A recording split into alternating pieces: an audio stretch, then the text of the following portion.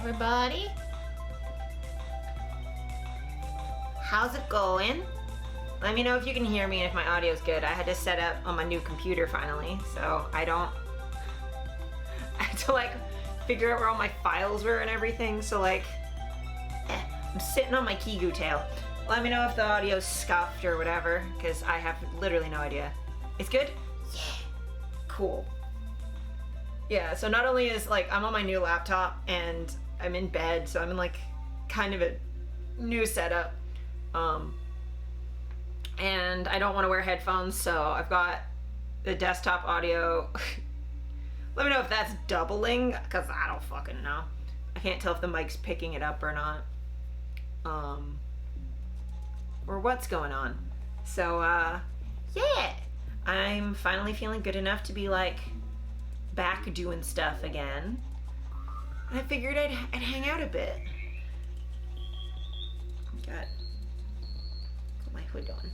And get comfy. Get comfy. How was the show? Oh, the show was so good. So yeah, for anyone who didn't know, I went and saw Crank Gameplays live.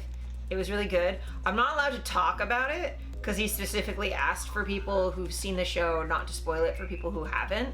So I can't go into like detail about it. Ow, my armpit. The thing I can say though is like it was really funny. It was really meaningful. I almost cried like 2 different times.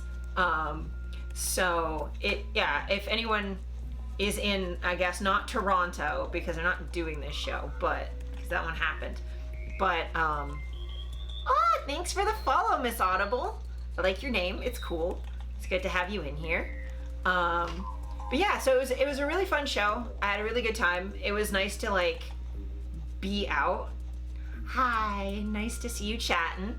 But yeah, I was like really concerned because it was on Monday, which is like 3.5 weeks after surgery. So I'm like 4 weeks and a day today.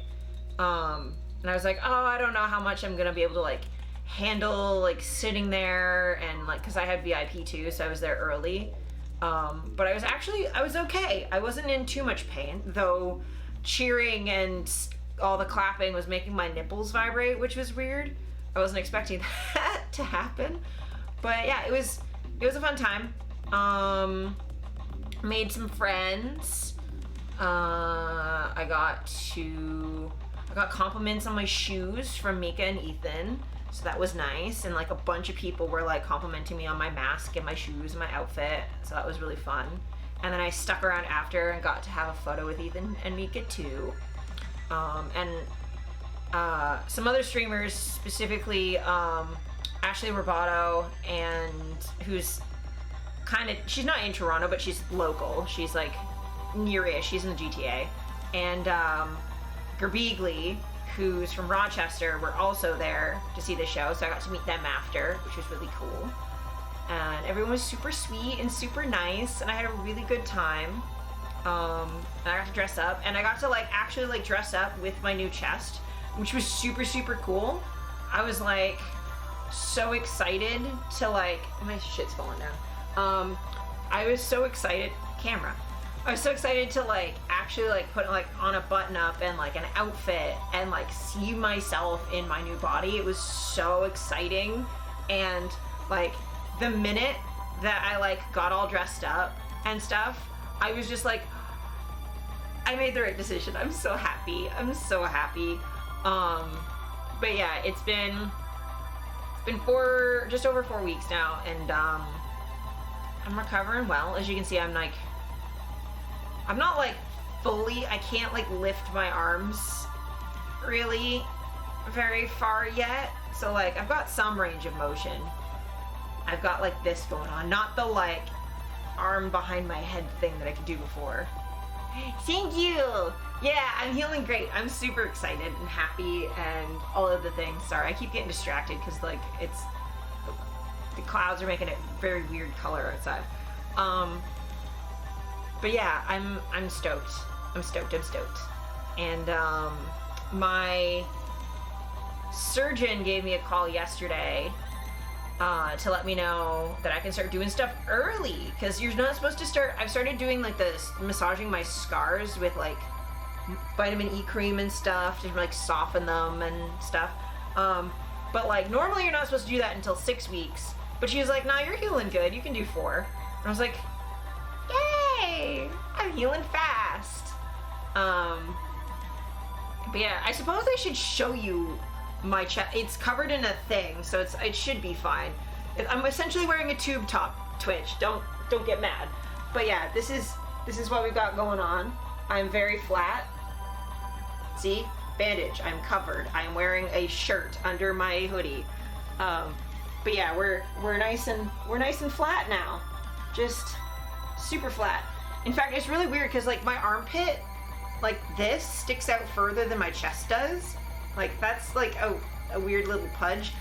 My chest will fill out a little bit because they took everything. So it was like, it's nicer now than it was, but it like was concave for like a hot sec. So it looks nicer and nicer every day. But yeah, my surgeon was like, yeah, no, you're doing good. You can do some stuff early. And I was like, yeah. And then in other good news, my scar is essentially like normally they get like really like angry and like purple or red. And I got like a little bit on the side. That's like looks like a scar. Partially because the steri strip came off early, like I'd say like within 9 days of my surgery because of some shit that happened at the doctor's office. I'll probably just get into like just story time the whole situation, but it came off early, and then so it's kind of angry, but everything else it like you can barely tell that there's anything there. Really, like you can see like a line, but it's not like red or angry or anything like that. And like I feel like the scarring's gonna be pretty minimal once all things are said and done. Like right now, the leftover blue Sharpie on my chest from when they were like drawing out where they were gonna put everything is more noticeable than the actual scarring.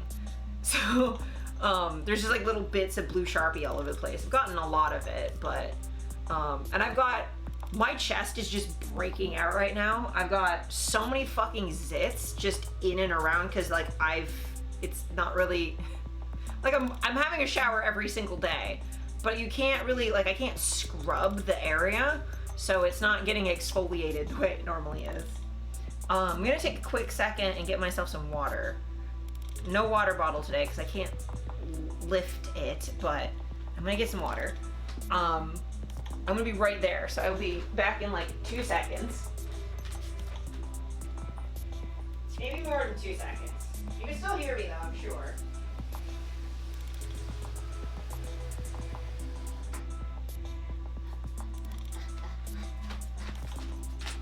Okay, I'm back. See, I'm back. I told you it wouldn't be long. I'm so tired. I will say I've been sleeping like crazy. I feel a lot better.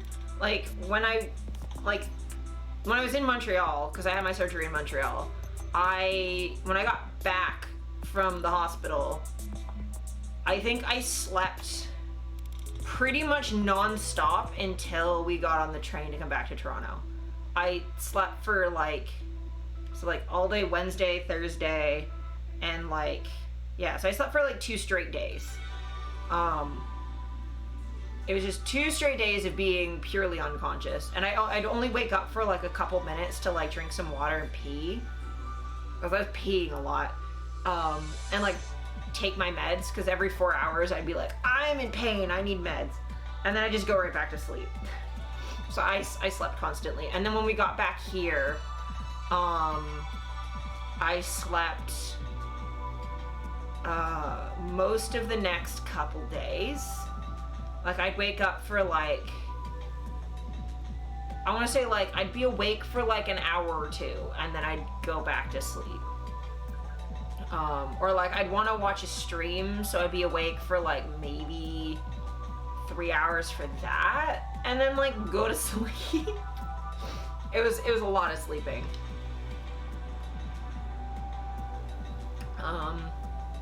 What else? Montreal was fun. So we took the Via train there, and then we settled into our hotel, which was easy peasy. And I'm actually really happy because the hotel is connected. The hotel and the, like, pretty much everything was paid for by OHIP. So the hotel has, like, it's connected to the hospital. Like, it's not directly physically connected. You have to, like, drive for an hour. But, like, it's got, like, an agreement with the hospital. So a lot of people who are getting surgery stay at that hotel. So, like, when you get off the train, you have, like a black cab pick you up and drive you to the hotel and drop you off. And then, so you check in and everything's under your chosen name. Everything. Hi, Alice. It's good to see you. I missed you so much. But yeah, so everything's under your chosen name, like everything. They don't ask you for your legal name at all. The only time it's ever like kinda relevant is like if you're paying for, cause I was staying the extra day, so I had to pay for the extra day, cause we wanted to arrive early so we could like settle in and have a day of like touristy stuff.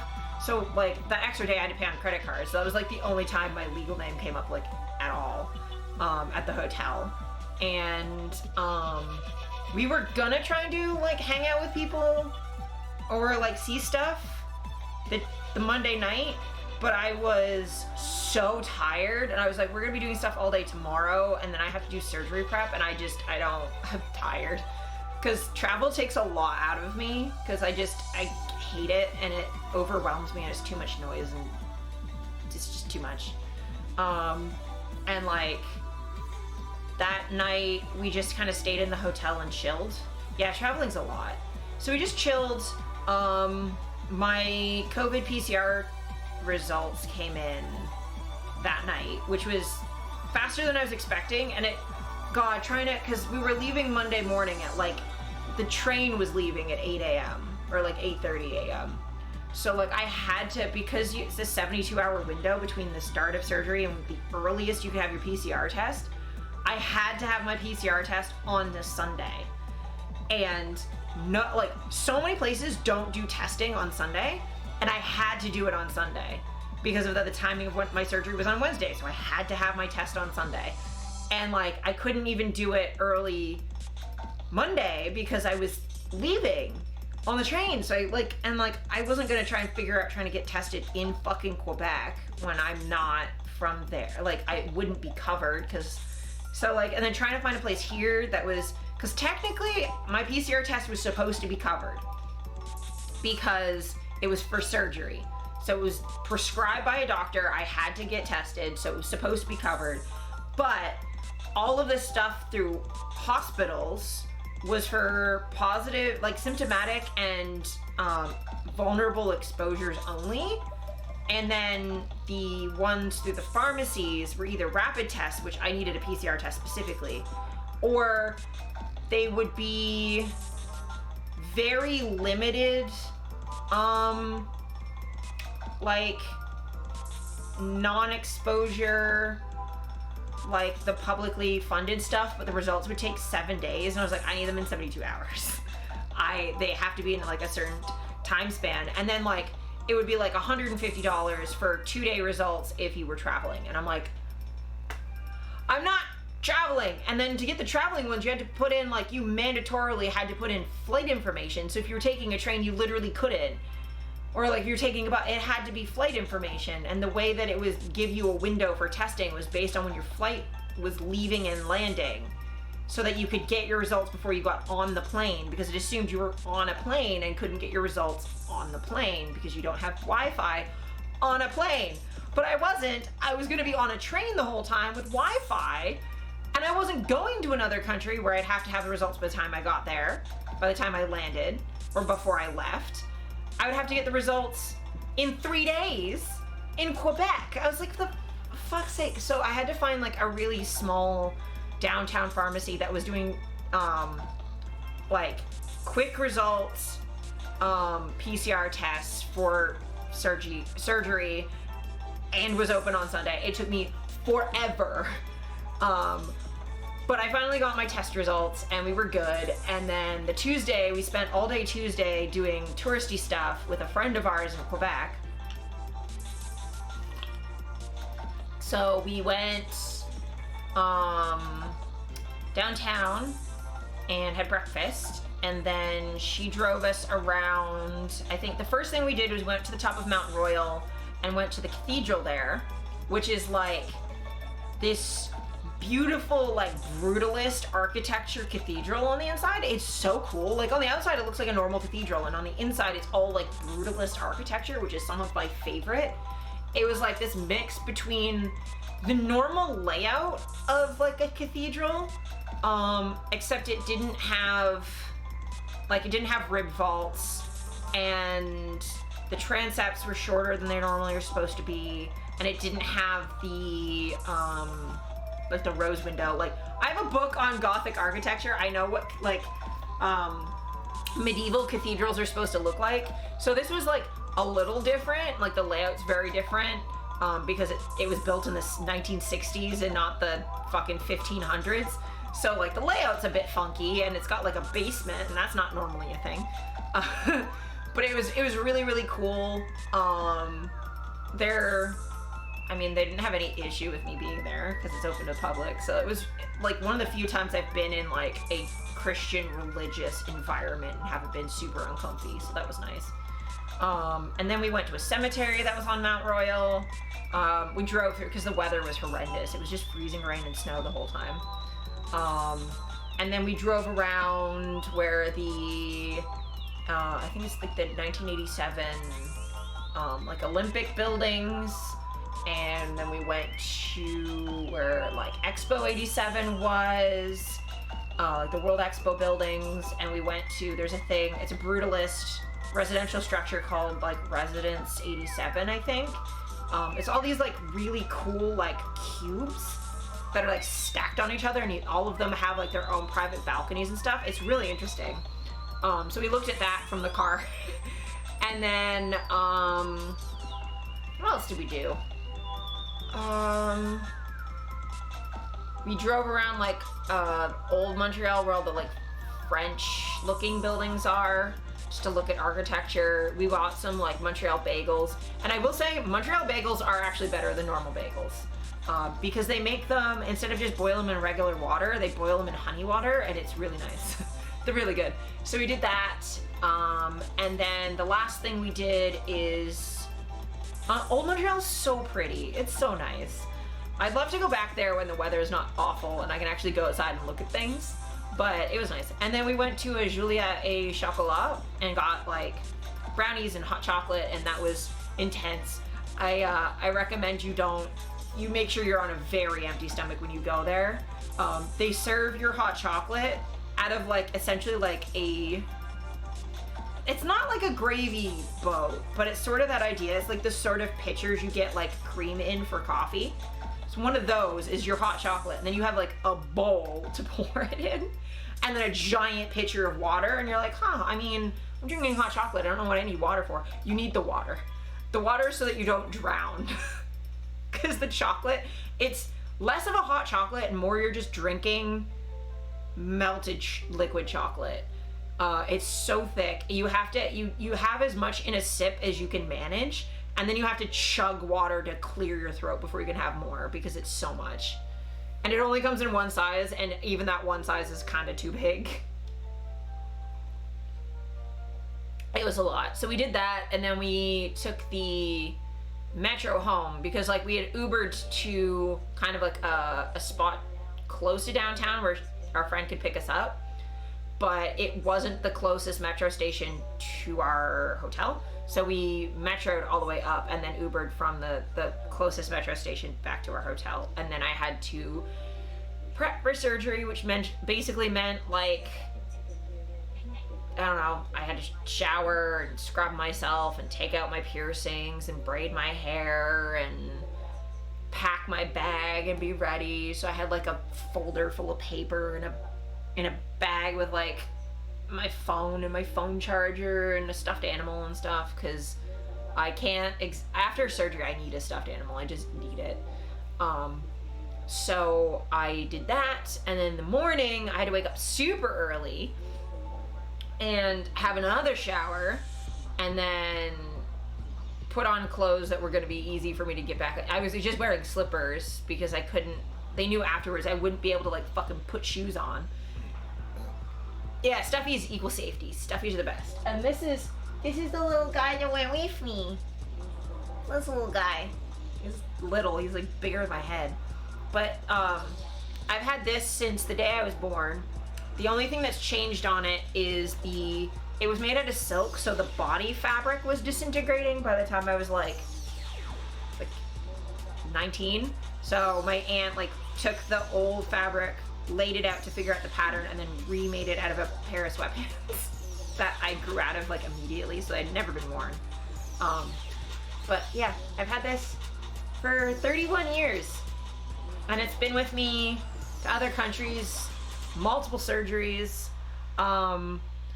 has helped me cope with more trauma than an inanimate object ever should have to. This thing has like legit saved my life a couple times, because I was like, oh, I can't do anything. I leave my stuffy behind. Leave my bunny behind. But yeah, this is like my best friend. As weird as that sounds, that's my best friend. He full of secrets. Yes. And if his stuffing hadn't been changed, yeah, because when we remade him, we changed out all his stuffing as well. But he is made absorbing all my curses. Yeah. And my bodily fluids. That thing is probably like half its weight is probably snot and tears, because I like scream cry into it so often. But that's on mental health. But yeah, I brought him with me. I had to have a shower in the morning. I think that's when I actually took out all my piercings. I wasn't allowed to eat after midnight, so I just was like, I'm just gonna vibe here. And then I had to go downstairs and get my taxi. Delicious.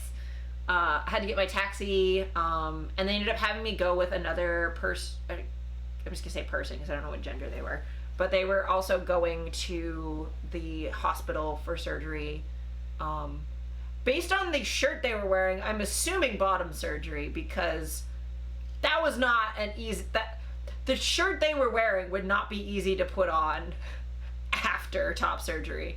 So I'm like, yeah, I can kind of tell which surgery you're getting. Unless it was just like a cosmetic something else, but we took the same cab out, and then it was like, I got out of the cab at the hospital, and I was like, oh, it's been freezing rain all morning. It's just sheer ice on the concrete, and I had to like slide my way there in slippers. It was a nightmare. I'm gonna put different music on because that playlist ended. I've just been playing Sonderlust because I deleted my Spotify account. Because fuck Spotify. So I'm just gonna start that album from the start again. Fuck Spotify. Shiny Vaporeon. No, it's Shiny Umbreon. Shiny Umbreon. Dark type. But yes, it is an evolution. Yeah. I had to like slide my way into the hospital on slippers, which was precarious, especially because like I didn't have my cane with me, because I knew I wouldn't be able to use my cane after surgery because I wouldn't be able to use my arms. So I was just like, all right, cool. I'm just gonna slip my way in. And then once I got in the hospital, they were like, did COVID screening and figured out like all my stuff. And then my hospital bracelet had my legal name on it, but also my chosen name. Oh, hi Abraxas. Thank you for the resub. I appreciate it. Hi. Thank you. But yeah, so I had to fill out so many fucking forms. It was like 15 minutes of me sitting there just reading and writing out forms. So like, you know, there's like the basic forms of like, okay, I need to write down like, okay, I've been informed of the risks of the surgery. That's cool. If something goes wrong, I've consented to like getting blood. Yeah, hi Steffi. Yeah, I think it's working. But yeah, I had to like be like, okay, yeah, if something goes wrong, you can like give me blood products. We should figure out food. I'm hungry. Yeah, so like all the normal consent stuff. And then they were like, they wanted to do all these forms of like figuring out demographic information. So they were asking me, yak whale. They were like, oh, are any of your maternal aunts and uncles gay? What are their genders? Yeah, leftover pasta works. And like all of that stuff. They were like, are any of your cousins gay? Or any of them, like what are their sexualities? Like, are they ace? Are they gay? Are they straight? Are they like what? Are any of them trans? Like, what are their genders? I'm like, I don't fucking know. What? Like, I mean, like, my cousins, I kinda know some of them, but like, I don't know. None of them tell me shit. Or like my sister, I'm like, I think she's bisexual. I don't know what her gender is. Like, she hasn't told me anything, so like I'm assuming based on the last conversation we had, but like I don't like or like they were asking me like my mom and dad, if my mom and dad were like fucking other people, and I was like, I don't know. Why would my parents tell me that? Okay, my parents might tell me that, but most people's parents would not be telling them that. I was like, what questions are you asking me? Why are you asking me if my parents are poly? Like, that's cool, but also, why would they tell me that? Like, I don't know. I don't know, like, my mom and dad don't tell me whether they're bi or straight because it's not relevant to me. They've been married since before I existed, so not relevant information. And the thing that actually made me mad was they were asking for like my maternal aunts and uncles if any of them were gay or straight, and they asked about my grandparents, and my grandparents look like they're fucking dead. I don't know. But they didn't ask about my dad's siblings. But my dad's sister is my one actual out gay elder. And I was like, the one that is actually gay, I could be like, no, I do actually have like gay in my family. I was like, but the one time I'm like, oh, I can actually share that there's like gay in my family. They're like, no, we don't care about your dad's family. I'm like, what, is gay only a maternally passed on? Is it like Judaism? You have to get it from your mother's side? Like, what the fuck? When you go to the walk-in clinic for your meds, they ask you so many questions about being trans and polygynous, and you're like, please, I just want my meds. Yeah, like, it doesn't matter. Like, unless my meds are about that, and even then, if you're not the prescribing physician, like, I'm just picking them up. Like, go away. But yeah, that was interesting. So we did all that stuff, and then I sat down, and, they brought me up, they got me my bed, and one of the nurses kind of like explained like the process was gonna be. Then the anesthesiologist came in, and we were talking about like, he had like very basic questions about like what meds I'd taken and that sort of thing. And he basically had almost no questions for me, because I was like, yeah, I've had surgery with anesthetic multiple times. I've never had an issue.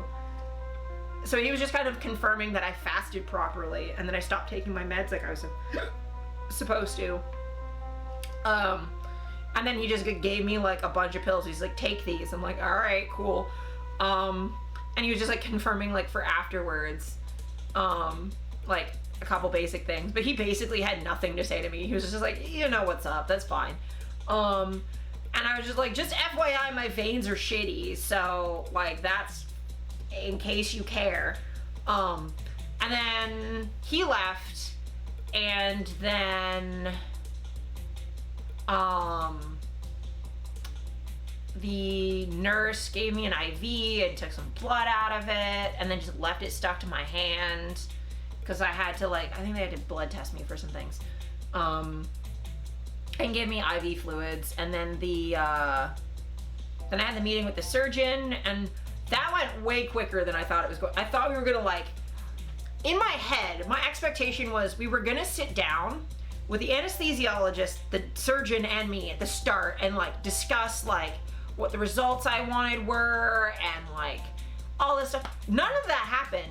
I literally go and I go into like a kind of like a closet and like sit there, and then the surgeon comes in and she's like, can you take your shirt off? And I'm like, cause like I think at this point I'd already changed into like my gown. Yes, I do, Steph. And then, so she's like, yeah, just take your shirt off. And then she just whips out a Sharpie and just starts drawing on my chest what she's gonna do to it. And I'm like, I mean, fine.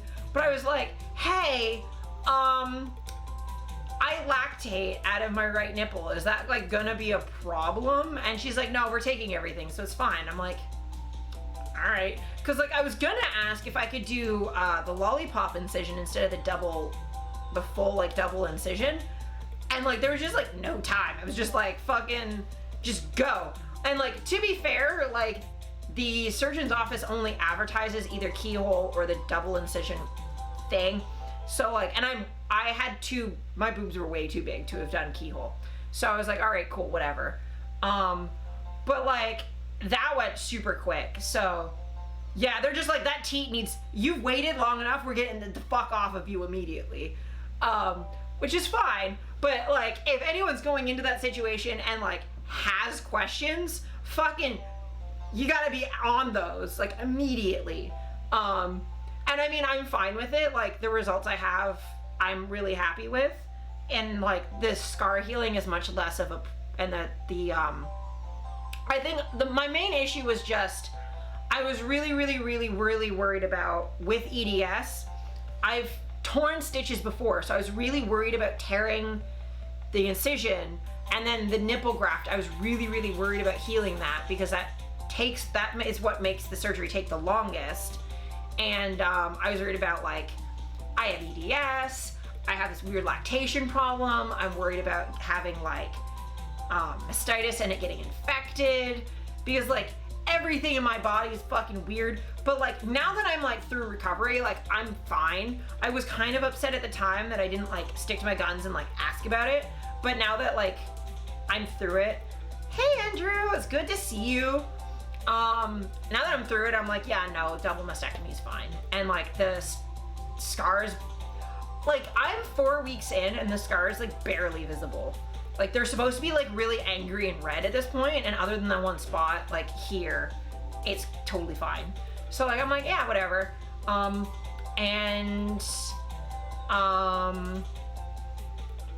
I was sitting, when the nurse was talking to me before she did everything, and before I met with the anesthesiologist, they had me like take all my clothes off and put the gowns on, and I had to do like a pee test. So they had me go in the bathroom and do all this shit. And while I was in there, I was reciting I think it's like Tenet 3? Which one is it? Let me look this up real quick. One of the tenets from the Satanic Temple. Let me just grab it real quick. Oh god, that's much less purple. Yeah, Tenet 3. One's body is inviolable, subject to one's own will alone. I just repeated that to myself over and over and over again. While I was changing. So, because that was really nice to just like, I was basically reciting that out loud, and then I said like, Hail Lilith, Hail Satan, over and over and over again out loud while I was changing. And then when I was waiting for the surgeon in her office, or her little closet thing, I was just repeating that in my head, and I just repeated it in my head over and over and over again until I went under, and it actually really helped. The EDS diagnosis gave me an oh god, how the surgeries work moment. Yeah, and it's hard because we're all different.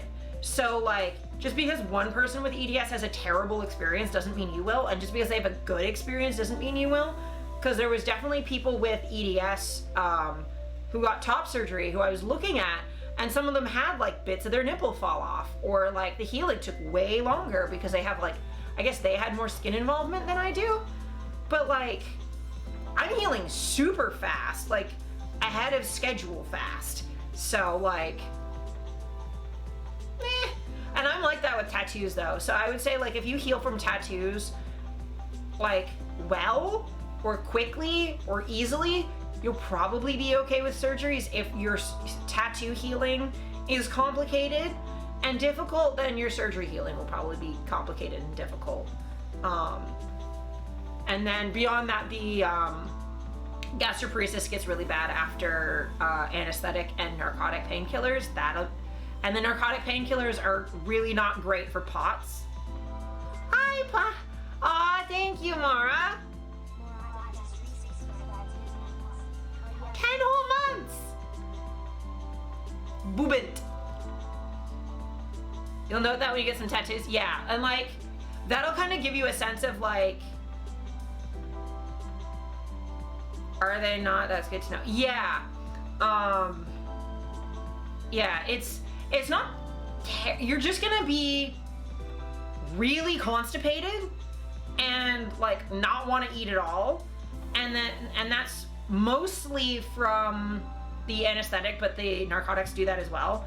And then you're also just gonna feel like really fucking weird when you stand up, because it kind of slows everything down. So like your heart rate will be like way lower than your body's expecting, so you're gonna be fainty. So just be like real careful anytime you like sit or stand up. Just do it really slowly and like give yourself time to adjust, because like, yeah, narcotics like really make your autonomic nervous system fucking weird. Yeah, they're supposed to make you like, they prescribe like laxatives for everybody. Like that stuff makes people constipated just normally. So like that's just normal. I have food here. 1 second. Thank you. My little silent helper. Mwah. I love you too, honey. But yeah, I actually, it was really funny. So like, I'll get to that after. I was gonna talk about me pooping, but that didn't happen for a couple days. We'll get to that. But yeah, so I am warm. A silent partner. Silent helper. He is not, my partner is not a silent farter, I will tell you that. Not a silent fartner in the slightest. Yeah, so we had all the stuff, I had the meeting with the surgeon, then I got the IV put in me, I had to wait a little bit, and then, I think it was like 10 minutes or something. It wasn't very long. I just kind of like sat there and was like organizing my stuff. And then they're just like, okay, come this way. It's okay to be stinky. They're very stinky. But then I just walked down and they're like, hey, so this is the surgery room. And like, so adult surgeries are so much weirder than childhood surgeries. Because when I was like a kid, you'd literally just be laying in the bed and they put the anesthetic in you while you're laying in bed and just go to sleep, and then they just move you while you're unconscious. But both times I've done surgery as an adult, you like have to walk into the room yourself, because it's not like an emergency where you're like rolled in like ER style. Like you walk in carrying your IV pole and they're like, hey, what's up? And then you're just like there and they're like, can you get naked and lay on this table please? And I'm like, there's a room full of people. Why? Why are you all here? I mean, I know why you're all here, but like, geez. But yeah, so like my self-injectomy, when I had my fallopian tubes removed, the table was just like a flat table with like a little jelly donut to put my head in. And then they wrapped me in heated blankets because I was gonna be there for a hot minute. And they were they were like debating whether I had to like get completely naked so I could put my feet up in the stirrups for them because they were worried about my hips popping out. It was a whole, yeah, give them the whole show, yeah. But then for like this one,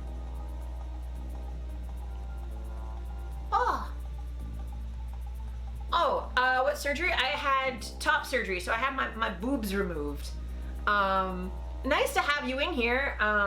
TTKKN, welcome to chat.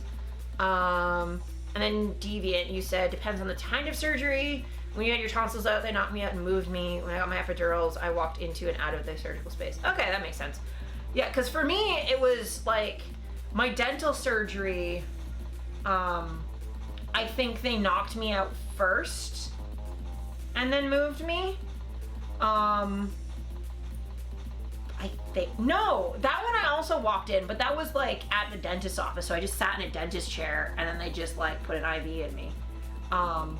And then same thing with my gastroscope. They put me under twilight sedation for that, and I had to walk in for that and lay down. And not only did I have to walk in for that, I had to walk in, they had to spray me my throat with numbing spray and put a ball gag, or well, a ring gag in my mouth, and then have me lie down. And they're like, oh, this is awkward, and like, we're sorry. And they're putting the gag in my mouth, and I'm like, yeah, not my first rodeo, boys. If they have to do uncomfortable stuff, like clamp your jaw when they knock you out first. Apparently not with the gastroscope. That one, they were just like, yeah, we're gonna... a loss of words, like what's a good way to express good wishes? I hope it went well and improves your life and health. Thank you so much. That's perfect. Yeah, thank you so much. Yeah, recovery's been going good, and I feel a lot happier with it. And my boobs were causing me pain before too, so that like, that's all gone. Honestly, I'm in much less pain now than I was before, so like, that's been good. But yeah, I really appreciate the well wishes. It's definitely really nice.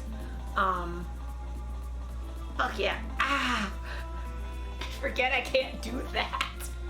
That didn't feel great. But yeah, but the table for this one was not a table with a donut. It was just a flat, so, and I understand now afterwards why it was like this, but it was like a table, but it had the arms out, so I laid down like this, crucified, like laying down but with my arms straight out, and I was like, why do I have to be crucified for this? Like, I know Jesus was probably a trans dude, but like, I don't need to be crucified for it. It turns out they needed access to my armpit, and that's why. But like, it was a whole thing. I'm like, why? But yeah, that was funny. And then they were just like, okay, you good? And I'm like, yeah. And they're like, okay, bye. And then I woke up, I guess, like an hour later, and I was just covered in, I don't remember any of this. I recorded a video on my phone of just me being like, I'm fucking tired. I could have requested hymns playing reverse. That would have been really funny. But yeah, I woke up and I was just like, I'm tired, and I'm like covered in like pink. Just like, cause they clean you and it stains you pink, and it was just everywhere. What caused it? I'm non-binary, so it was predominantly for gender reasons. I was having like a lot of dysphoria with my chest. It was making me like, I was having meltdowns all the time, like trying to get dressed. And it like, I used to have like really small boobs and they didn't bother me that much, but like they got bigger as I got older. Like when I went on birth control, they got bigger. And then I have a medication that I take that helps me eat food because I have a slow digestive system. And then one of its side effects, it makes me lactate. So I make milk, I used to make milk out of my boob. And it made them bigger and sore, and then they like were hanging lower, and then like were just kind of like they were making me freak out all the time. So I was just like, I don't want these. I thought about it for a few years, and then like in the pandemic, once I wasn't like, people weren't like looking at them all the time, I was like, yeah, I don't really like them. Like now that they're not, I can just sit alone with me and my boobs. I can just decide, no, they're not for me anymore. I don't want them. And yeah, I feel a lot better now. And the lactation has stopped, so that's good. Which is good, because like the nipples came right off. But yeah, the recovery was interesting. I had to sit in the recovery room, they said, for either 2 hours or until I peed. And I got up to pee like almost right away. I was like a fucking keener to be out of there. I was like, I'm good. Like, Mara can probably speak to this, because when I had my self-ectomy, I also, like, I was, like, getting up and, like, way before they wanted me to. You're a woman and you're kind of dissatisfied with the increased size, so it must have been a nightmare for me. Yeah, it was weird. And it's especially, like, I was okay if I was naked. It's anytime I tried to wear clothes. Like, if I could have just worn a binder, I would have done that, but because of my ribs, I can't. How long ago was that? How long ago was what? When I had the surgery was 4 weeks ago. Yeah, they were like, when I had my fallopian tubes out, yeah, they were definitely happy that you were there to help me, like, get out of the room and go pee and not, like, because I'd also been, like, labeled a fall risk because I couldn't, it had been my first time having surgery where I'd have to walk after being, like, a cane user for so long and not being able to, like, I was like, I don't think I'm going to be able to use my cane. Yeah, dysphoria is weird. My only friend was the IV pole. You could see them being worried. Yeah, I mean, they were worried anyway, especially I think because my heart was being so weird, like, right before that. But this time around, I was really clear of, like, this, my heart does this is normal. My stomach does this is normal. Don't worry about, like, if you sit me up and my heart rate spikes, don't worry about it. That's normal. Just, like, if it's not, like, being erratic, if it just faster and then, like, stabilizes, that's fine. I can't imagine you trying to use a cane. Yeah, I absolutely couldn't. I couldn't do anything. Like, I couldn't even really, like lifting a cup was hard. But yeah, then I got, as soon as I was feeling better, and I don't remember any of this, like, I don't remember getting back to the hotel. Really. I remember getting out of the taxi. No, I don't even remember that. I just remember being in the room. Like, I must have been awake, but the nurses had to, I think I briefly remember, like, them asking me about calling my partner, and making sure, like, they just, like, kept confirming with me the person that was supposed to come get me. And then, yeah, like, partner came and got me, and we taxied me back to the hotel, and then I remember being in the hotel room and getting into bed, and them, like, arranging pillows around me so that, like, I couldn't roll over. And the drains were a fucking nightmare. I'm so glad I don't, so I had, like, tubes stuck into my chest here, that came down, and then there were, like, little hand grenades full of gross fluid that it would just drain into that all day. And I had to empty those 3 times a day. And I hated it. Like, I didn't mind, so the actual, like, seeing, like, a fucking 50 cc's of my own blood in a plastic thing in my hand did not bother me, because I've used menstrual cups for so long that, like, that doesn't bug me, or, like, blood doesn't bother me. That was fine. For me, the whole, like, drain situation, the only part that was bothering me was that it was stuck in my chest and not attached by anything but, like, 2 stitches. And I kept feeling like it was gonna tug it. I was just terrified of yanking it out. So that was what I was the most upset about. And then the next morning we had our follow-up with the surgeon. Well, not the surgeon, one of the nurses, over, like, Google Teams. And they were, like, looking at everything and making sure, like, the swelling wasn't too extreme and, like, everything was normal. And, like, I felt, my chest felt like a fucking water balloon. I was just like, bleh, bleh, bleh. It's weird. That was also uncomfortable, but they were just like, oh yeah, no, your swelling's fairly low, your drains are good, you're draining well.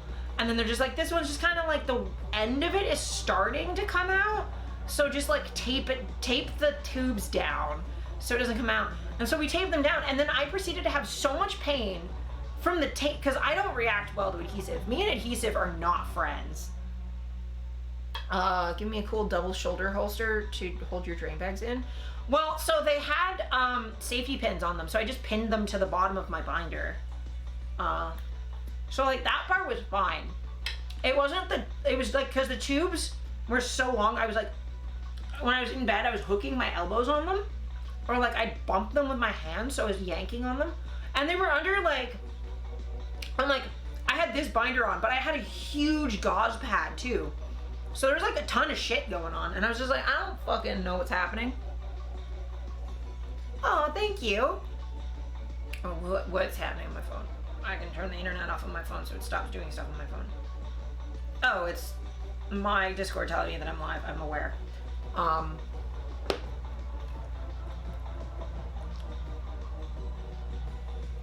You want what I'm on?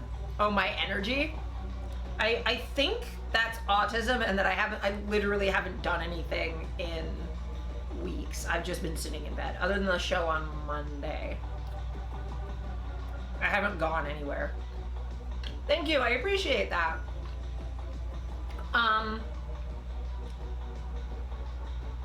Oh, my back. But yeah, I had, what was after that? But yeah, they had me tape the thing down. Thank you for the follow. And then yeah, I was just laying in bed.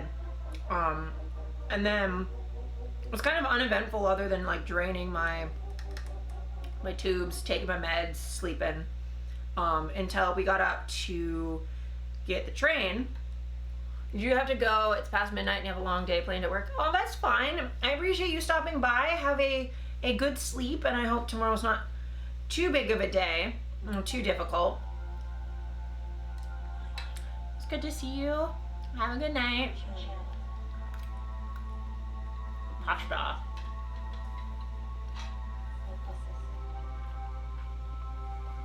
What else? Yeah, so the train situation. So fucking story time with the train. Oh, today you had the sleepy hyperactivity spike and people did a concern. You were fine but hyperactive doing Bill Wurtz's History of the World. You were getting there. Oh, that's hilarious. Yeah, people who aren't used to you when you get like really hyper, it's like, whoa. Cause you only deal in extremes. You're either like half asleep or going 1,000 miles an hour.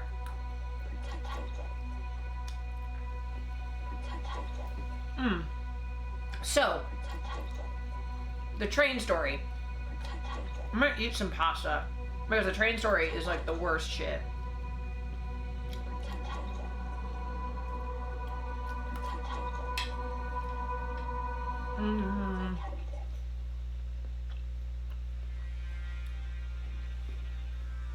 Not mine. So, the train story. So we get the cab back to the train station, and we get there, and we're looking at, we're on Discord, like letting people know, cause like it was really, really, really bad weather that day. So we're like bouncing around on the highway in this cab, and every time we hit a bump, I'm in fucking agony. I'm in so much pain. And cause I timed it out that I'd be taking a pill before we got on the train so that it would be like peak effectiveness. So we're in the cab and it's all wearing off, and I'm like, ugh.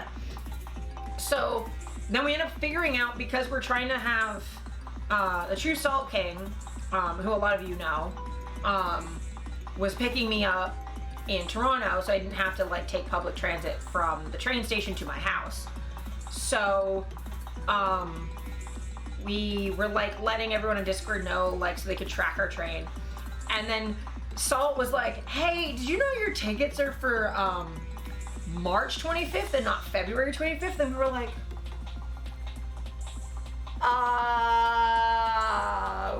no. So we had to talk to the VIA people to switch our tickets, which is complicated because the trains were fully booked.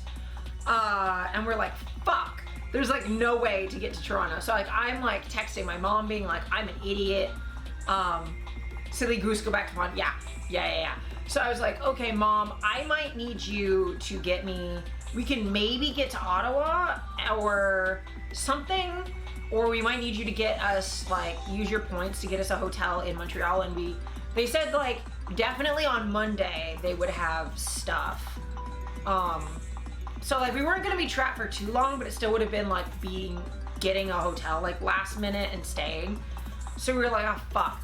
But the Via figured out there was, like, an extra empty car.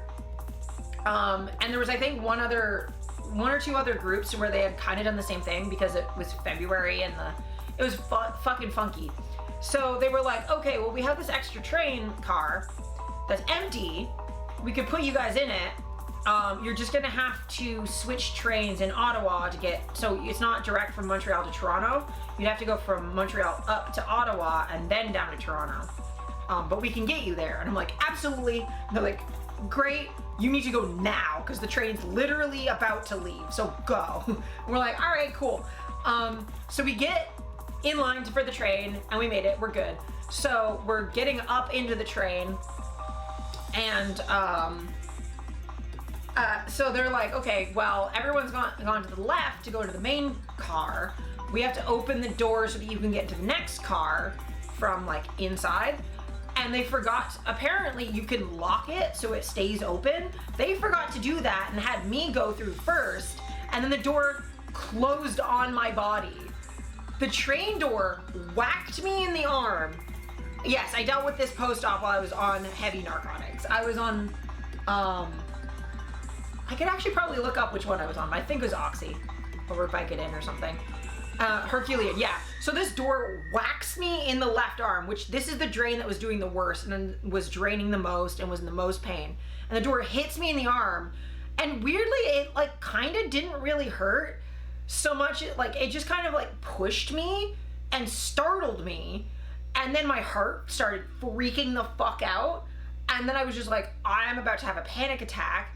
And I curl up in, like, in front of because this is, like, a first class train. They don't have first class actually on Via anymore because of COVID. Everything's just general for, like, distancing. But they had, like, a first class train attached for whatever reason. It was just empty.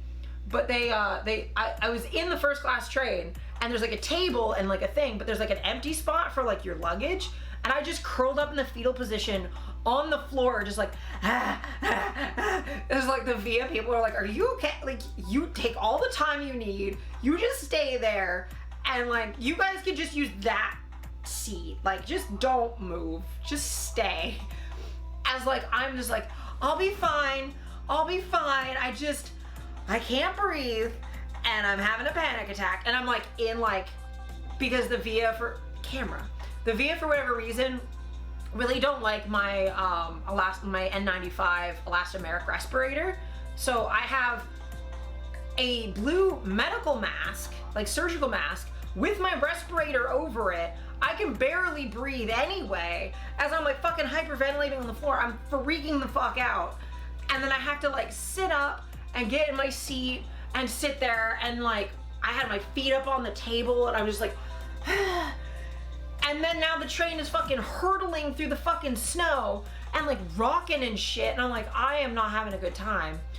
And, like, I can't pee or do my drains the entire time because there's no way I'm gonna try and get into a train bathroom as it's rocking all over the fucking place. So, like, I just kind of chilled until, like, once my heart calmed down, I was like, okay. And, like, I napped a bit until we got to Ottawa. Then we got to Ottawa, we were sitting in the Ottawa train station. I kind of napped. I stopped halfway through to, like, I got up and went pee. And, like, I'm like, I can't do my drains here because, like, I have to set up with, like, Steph and, like, figure all that out. And I'm like, I'm not doing that. So, we just sat in the station for a while, and then our other train came. And that one, because they had to just get us in whatever seat was left, we were sat at the very front, right where the fucking, like, engine is and where the horn is. So I had to deal with sitting right next to the horn the entire, like, 3 hours from Ottawa to Toronto. And it was going, anytime we went kind of near a road, it would go off. And like, because we're near the engine, it's violently vibrating the whole time. And then because the weather's bad, it's like, and we're going like way faster than trains normally go. Like, Salt was saying we were making like record time. We were going so fast, but we were getting air. Like, we would like hit snow on the tracks and fucking fly for a minute. It was a lot. So I was just in agony the whole time. I was like moaning and crying, and I couldn't focus on anything. I was in a bad mood. I was not having fun. And like, there was some like douche bro sitting in front of us, and like a bunch of people sitting next to us that were not masking properly. And the one dude was like some boomer who kept being on his phone. I'm like, could you stop, please? But we were having a hell of a time. And then when we got to Toronto, Salt drove us home, which was lovely. Lots of potholes, which hurt like fuck. But we got me home and settled in, and that was nice. And then I just slept all weekend. And then on Monday, I had my doctor's appointment to have my drains out, and that's a whole nother story.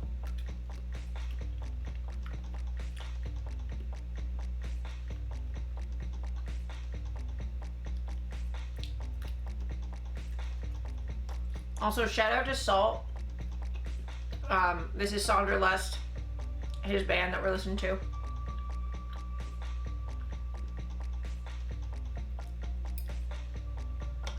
I'm so hungry.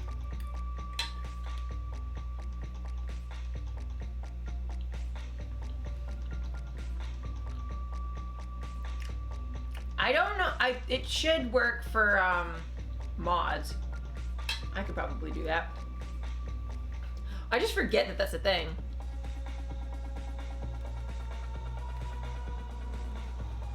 There we go.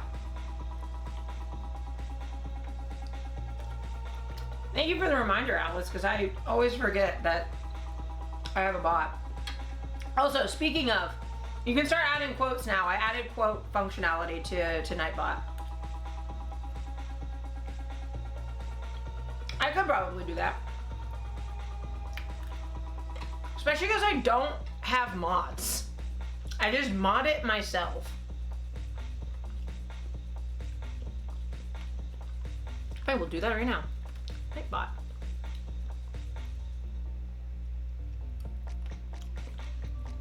While I'm eating pasta.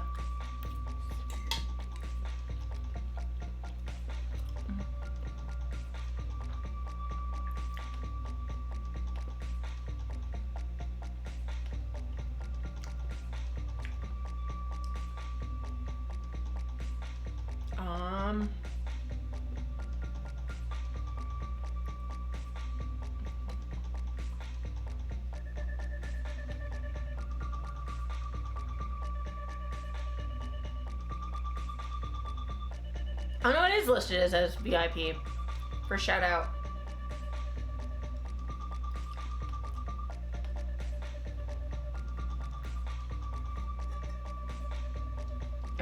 Thanks, Alice.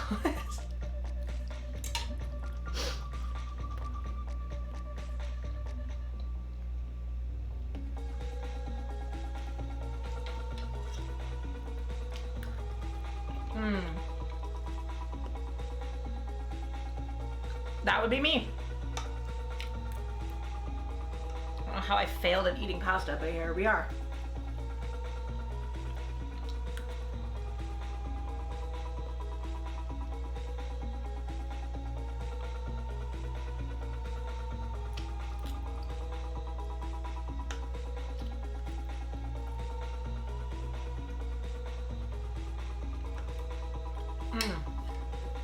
So, getting my drains out. Can't get it right every time. It's just I bit it and I dropped it and it bounced off my teeth back into the bowl. Also, I will say, lip rings make eating hard, and they just do. I fuck up, especially anything liquidy. I fuck it up constantly. And I've gotten like the tines of a fork like caught in here before,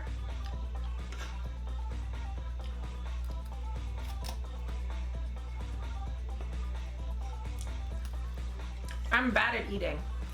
To be fair to me though, there was an entire year where I couldn't physically eat. So I think I get a pass on not being good at it. But yes, so, getting my drains out. So, other than like the first like 3 days or like 2 days, I wasn't actually draining that much. I think honestly, I have the form somewhere. I even think like maybe like a day and a half, I wasn't like draining that much. After the meeting with the like consult thing, I think I cleared like a clot out of it, and then it was like, I cleared like, after that it like was a decent amount that the time right after that, and then it was like nothing. You once swallowed the post for your labret? Oh God. I luckily never swallowed anything piercing related, ever. I'm very lucky, because I've bitten the ball out when like I bite my partner sometimes, because I'm a brat. And I've had the ball fall into my mouth, but I always catch it, so like that's helpful. I've had nose piercing fall out, not the ring, but the stud fall out in my sleep, and I've lost a bunch of earrings because the screw-on ones. That's why I use captive bead rings for pretty much everything, because the screw-ons always fucking come off when I lose the beads.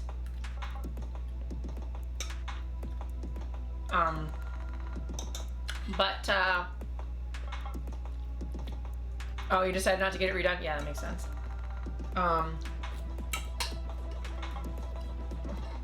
I've also never had to redo a piercing. All mine are one and done so far. But I've been really, really lucky. Anyway, so I had the drains taken out, and I was supposed to see, so with my doctor's office, it's like a whole clinic, and my family doctor, and everyone I see is always on the second floor, which is the LGBT specific clinic. And that's who I was supposed to see for top surgery as well. I only ever go downstairs if they need me to get a blood test done or something. And even then, usually they still do it upstairs. It's just like occasionally I have to go downstairs. But the nurse I was supposed to see was out sick that day, so they sent me downstairs. And the nurse I saw was not familiar with top surgery to the point where like, she was like asking me how recovery was going. I was like, yeah, my nipples are really weirdly numb. Like they feel really weird. Cause like, oh yeah. So she was like, I think rubbing like polysporin or something on my nipples and like pulling like the bandages and stuff off. And I was like freaking out a little, like I was just like reacting, and she's like, oh, does that hurt? I'm like, no, it just kind of tickles and feels weird. Cause like, you know, I have all this nerve damage in my nipples, which is, I know is normal, and like, but it just feels weird. And she's like, why do you have nerve damage in your nipples? I'm like, well, they cut them off and put them back on. She's like, oh, I don't really know what like surgery you got. I'm not familiar with a lot of this stuff. I'm like, yeah, I can tell. And I was like, so she was just like taking the bandage off and like kind of cleaning stuff up. And I was like, yeah, I'm really here like as a checkup, yes, but like primarily to get the drains taken out. And she was like, oh, I don't know how to do that. Is it okay if I go get one of the doctors? I'm like, yes, I'm supposed to have these out today. They're fucking painful and not necessary. And this, like, me and stitches and adhesives are not friends. So they get a doctor to come in, and the doctor's like, oh, you're healing great. Let me get the drains out for you. Like, how much have they been draining? And I was like, fucking nothing. Like 2 milliliters every like 6 hours. It's like barely anything. And they're like, okay, yeah, that's nothing. So they like take them out, and they got it out of this side pretty easy. This side, they got one stitch out and they cut the other one, but they couldn't get it out. So they're just like, oh, whatever, it'll come out later. And they pull the drain out, and then they like put more bandages on my chest, like these big sticky adhesive ones. And I was like, what's happening? And they're putting polysporin on fucking everywhere. And they're like, yeah, so in a couple days, could you like come back and get upstairs to look at this? Cause like, we don't know what we're doing. And I'm like, all right, chill. So instead of having my first shower the next day, I had to wait. So like I went back upstairs like I think 3 days later and saw my favorite nurse who was great, and my family doctor came in and they're all like, you're healing great. But when they took the bandage off that the doctor downstairs had put on, it was this big sticky pad and it ripped some of the steri strips off of my side. So they had to be like really careful getting that off. And I had all of these like inflamed, angry marks from the tape that I had used to tape down the drain tubes. So they were like, put polysporin on that, put polysporin on your nipples. And then they were like, also you can't shower yet because your left nipple still needs to dry out a little bit more. And I was like, okay. So I had to wait like 2 more days and then had a shower the next day. Or no, I think I had to wait like 24 hours. So it was the next day I had a shower, and then I was showering every day to clean my chest. And then, yeah, since then it's just been gradually getting my mobility back. I got the stitch out of my armpit. And then, the first shower I had, I like nearly passed out like 5 different times. I had to like drop to my knees in the shower and just be like, ah! Because the first time being just like seeing my chest for the first time, I freaked out. And then when I went to go like put soap on my chest, there's a stitch sticking out the middle of my right nipple and it was freaking me out. And just everything was bothering me. And like I couldn't, my arms were like stuck like this, so like I couldn't do anything. And it was really frustrating trying to like clean my hair. Like I couldn't reach it, so I was trying to get my partner to do it, but they couldn't really reach it, so I was just like, I can't reach it. And also like I couldn't lean forward because then you're not allowed to let this shampoo run down your chest. So I had to like, it was such a pain in the ass. But yeah, it just kind of, it's been gradually getting easier. And then the scab started falling off. I still have a little bit of scabbing left on my left nipple. That should come off in like 2 more days. I technically was allowed to take the bandage off yesterday.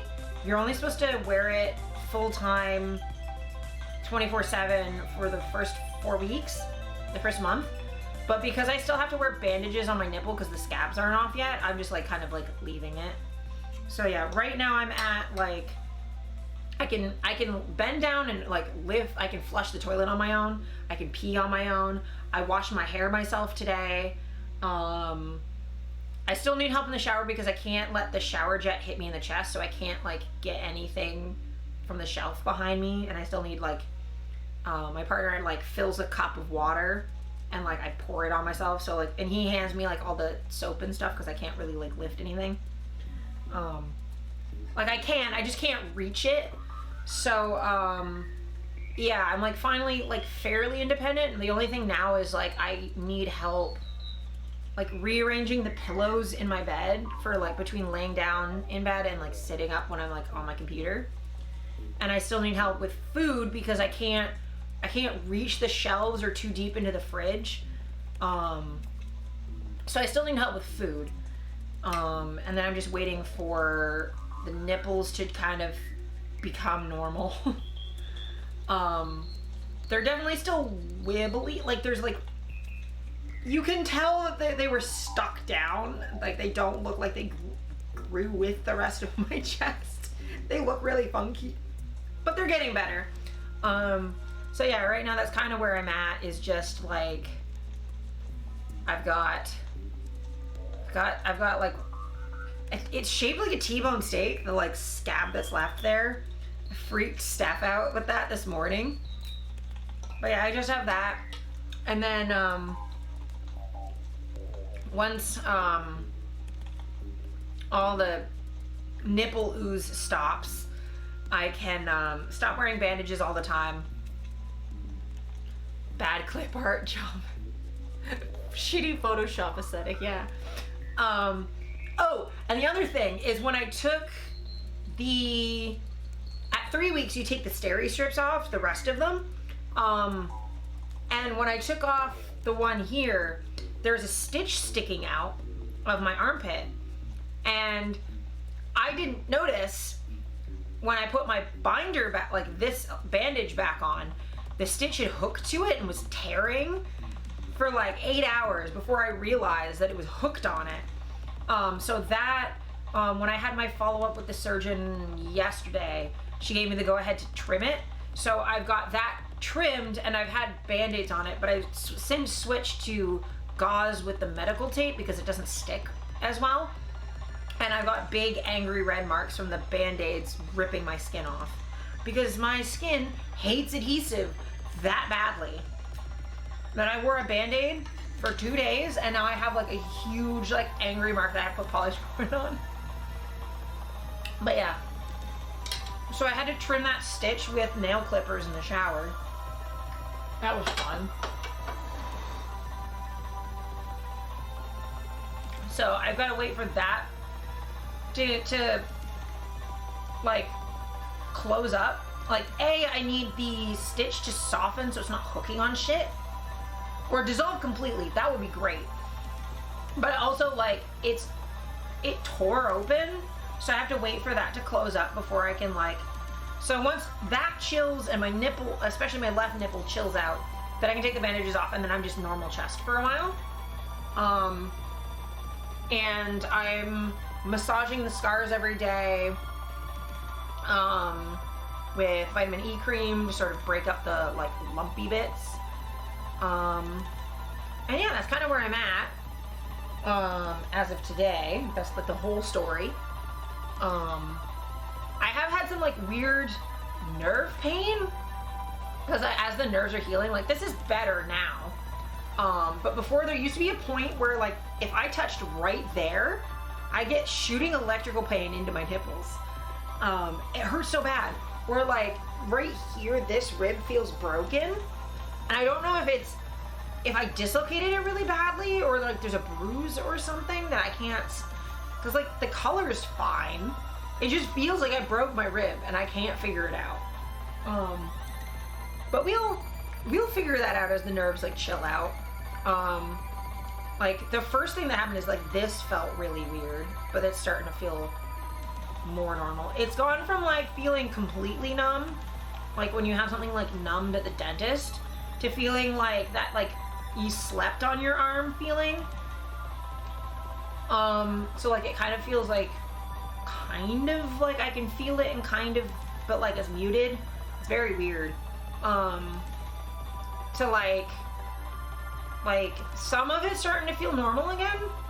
A thing I did notice is I've had this dislocated rib for the longest time. It's just been fucked forever. And you couldn't tell before, but now you can see that shadow. Yeah, that's a fucked up rib. That right there. So you see normal, bump. That's a dislocated rib. That's been like that. That's been like that for years. I have not been able to stick that back in my chest. It's just been like that. So like, being able to, like, I can see everything now that's fucked in my chest. Like shit that I couldn't see before. It's been years. God. Cause I think, when did I have the rib thing happen? I don't even remember. Was it before or after my stomach shut down? Like I don't even, and I wasn't even the one who realized it was dislocated, is the funniest thing. One of my partners was running his hand down my chest and went, oh, there's a weird bump there. You should see a doctor. And I was like, all right, cool. I really am just a nightmare. I'm living body horror. And the fact that like I actually had the like body horror sensation looking at my chest when I first came out of surgery, I was like, whoa, I don't like that. And it was, again, none of the gore or anything like that, that doesn't bother me. Like, there's a certain moment of like looking down and there's like bruising and stuff everywhere. Oh, no worries. Have a good night, Deviant. It's always good to see you. I appreciate you stopping by even for a little bit. Love you. Sleep well. But But yeah, it wasn't the gore or anything like that that was bothering me. It was just like stitches sticking out. Like it felt like I had thorns stuck in my body. It was the stitches. The stitches were bugging me. And then I also, it wasn't so much that it bothered me, it was just weird when I had like the bubble. When like, I was just like really self-conscious about the fluid buildup in my chest. Oh, a thing I can also mention is when they told me to put the binder on myself, because they put it on for me when I came out of surgery, like I woke up with it on. But when I had to put it on myself after, their instructions for how to put it on was if it's comfortable, it's not tight enough. It shouldn't be painful, but it should be a little bit uncomfortable. But my pain tolerance is so high that, and I was on so many painkillers that I put it on so tight. Like when it was if I put it on any less, then it was crushing and dislocating and like collapsing my chest, like the bones in my chest. It felt comfortable. Anything less than that, and I was just like, oh, it's comfortable. I need to have it tighter to keep that fluid from like building up. And it was like, no, you're putting it on way too tight. And I didn't figure that out until I had my drains taken out. They were like, they put the bandage back on for me, and I was like, is it supposed to be this loose? And they're like, yeah, that's as tight as it needs to be. And I was like, are you fucking kidding me? I've had it it's hurt so bad. So most of the pain I felt after surgery wasn't even from the surgery. It was because I put the binder on too tight. It was because I'm a fucking idiot with too much of a pain tolerance and EDS. So like anyone with EDS, especially if you have rib problems, just like be really clear about how tight that has to be. Or like keep in mind when they've done it for you, where the Velcro is, and you can kind of be like, okay, well if it starts in the middle of my chest and it ends here, then I know that's kind of where it has to go. Like keep that in mind, because otherwise you'll make it way too tight and it will hurt way more than it needs to. So that was fun. Even less like a human person. Yeah, I almost never feel like a human person. I just feel less me. But yeah, the stitches sticking out of my nipple were weird. The one in my armpit's been freaking me out. And like, I haven't had like body horror, but I've just been like concerned about like my nipples falling off. Especially my left one, because some of the scab went under my nipple.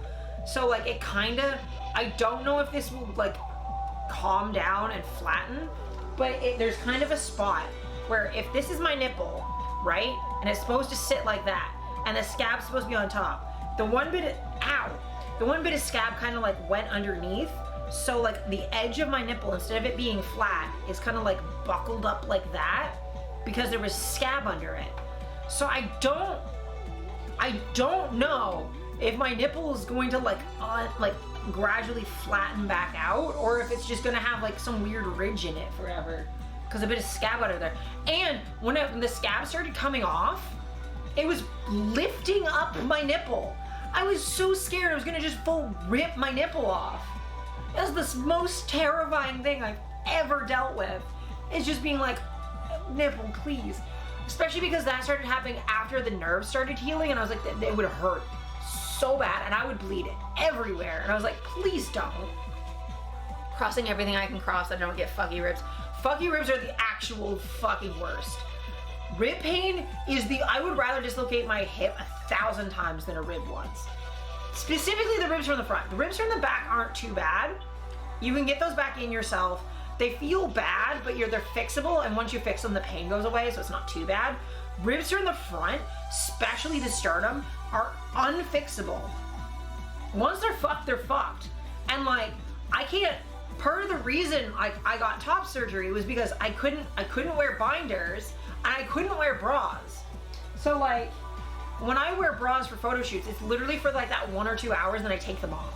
Because underwires hurt so bad. I can wear bralettes fine, and I can wear looser sports bras, but like the tight sports bras, I have a sports bra from Killstar that's supposed to be like a firm sports bra, and the elastic on it, It's my size. It's a large. It's a large. And considering my body, that I normally wear like medium t-shirts. And I did one time measure my underbust with it off and then with it on. So with it off, it was 32. With it on, it was 30. My ribs are being compressed in 2 inches by the elastic band of a sports bra. So that's part of why I had to get top surgery, because I cannot wear binders. I can't wear binders. I can't wear underwear or bras that would at least hold them up and kind of give me some support, so they wouldn't be fucking flopping everywhere and making me freak out. And I couldn't wear, the other way of binding is with trans tape, which kind of like pulls them back. And I can't do that because I'm so reactive to adhesive, it rips my skin off. So I had no other option. This was the least damaging way for me to get my boobs out of the way, was just to remove them. Medial rib dislocations, that has got to be the absolute worst. It's pretty bad. Hips are up there. Hips I think would be like second. I think it would be like, the medial ribs, hip, jaw. Jaw's really bad because I don't dislocate it very often, so it still hurts really bad. The easy ones with your wrists and shoulders, ribs terrify me. Yeah, wrists are easy as fuck. Like, they're annoying because, like, we use our hands for everything, but they're not that painful and they're pretty easy to get back. I get a lot of finger dislocations, and fingers, you don't really notice that they're dislocated other than then your fingers aren't really working.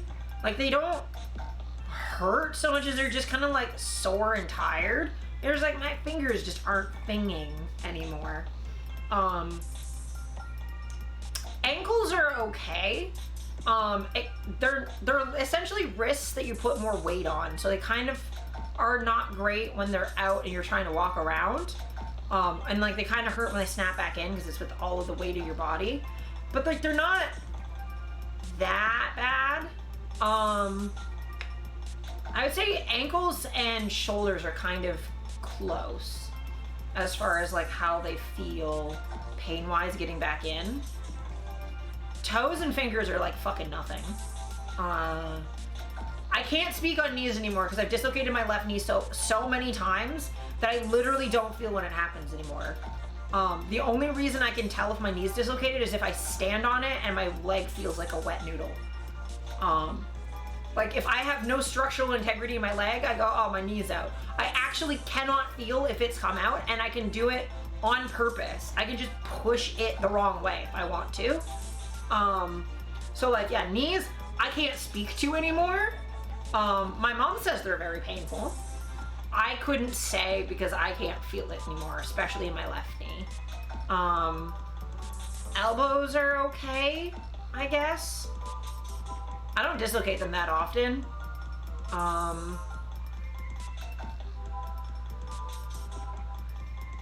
Yeah, fingers are the easiest.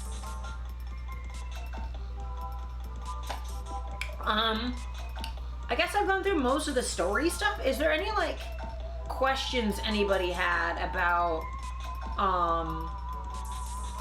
surgery, whether it be like the recovery process that I went through it in like a lot of detail, but they're like, you know, if you have questions about it, or like how I decided about stuff or gender stuff. Elbows pull away a bit, but never full dislocation. Yeah, I've had them dislocate a few times, but they tend to be fairly stable.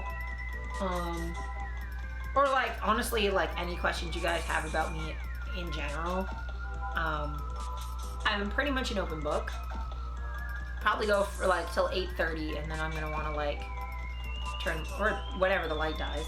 I'm gonna want to turn the light off because it's a lot of purple for right now.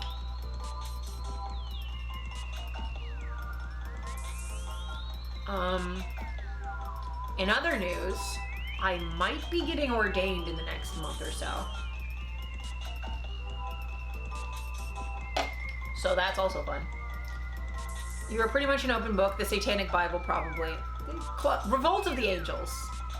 Satanic Bible's slightly less of my vibe, but you're close, and I get why you said.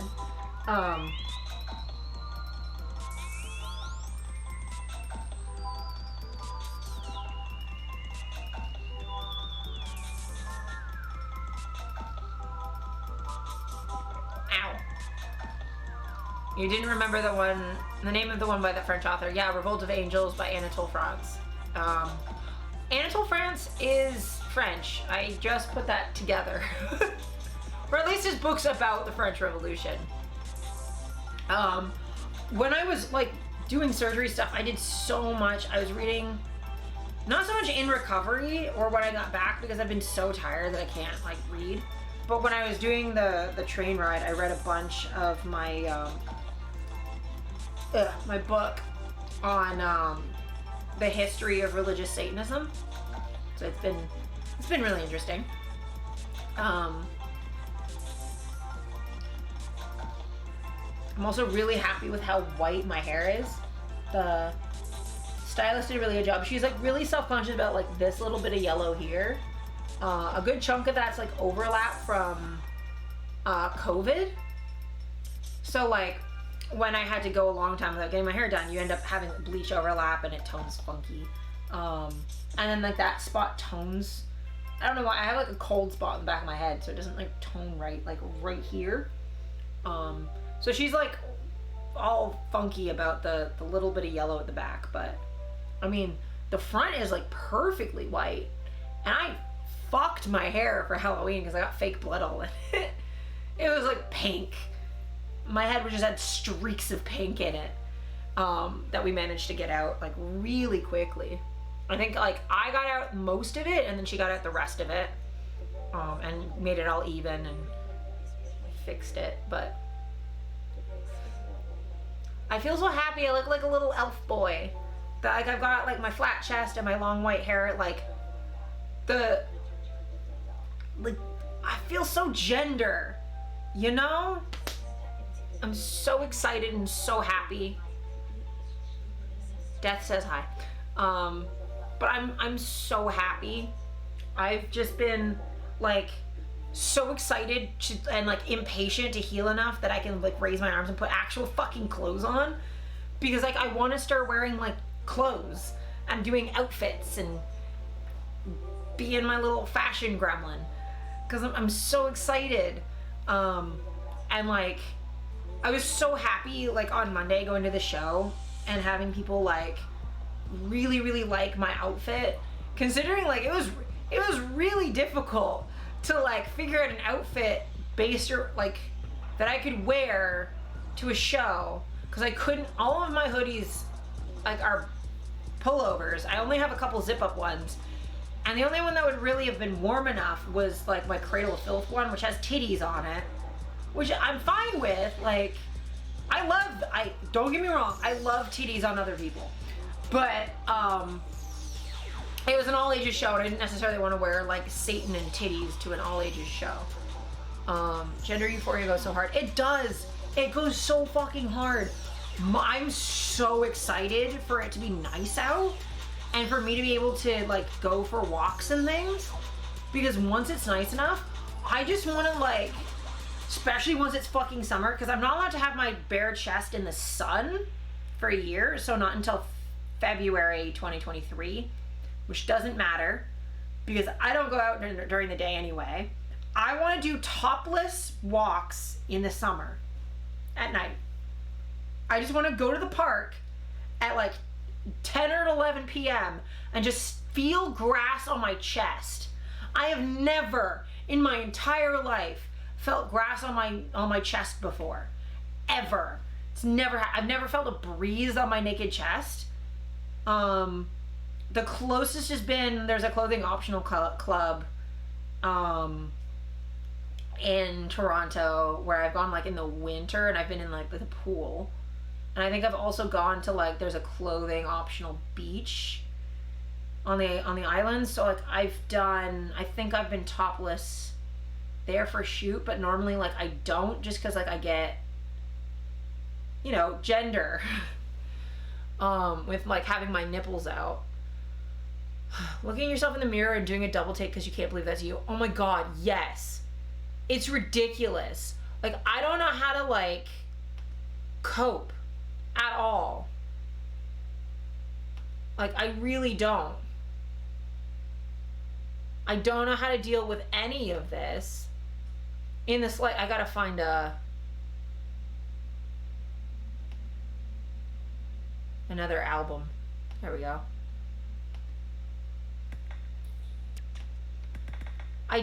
I'm so insanely happy, and I just wanna, you simply don't cope.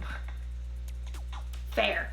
But like, I want so badly to go out wearing just like mesh and fishnet, and I don't have to wear a fucking bra under it or anything. I can just go out with my fucking I don't have titties. I can just have my chest bare to the world, and no one can do anything about it because they're not even titties. And I'm so excited to have smaller nipples. Like, even when I was kind of okay with my boobs, I've always hated my nipples. I've always hated them. They've always made me so uncomfortable because I had like areola, like my boobs were about that big around, and my areola was like most of my boob.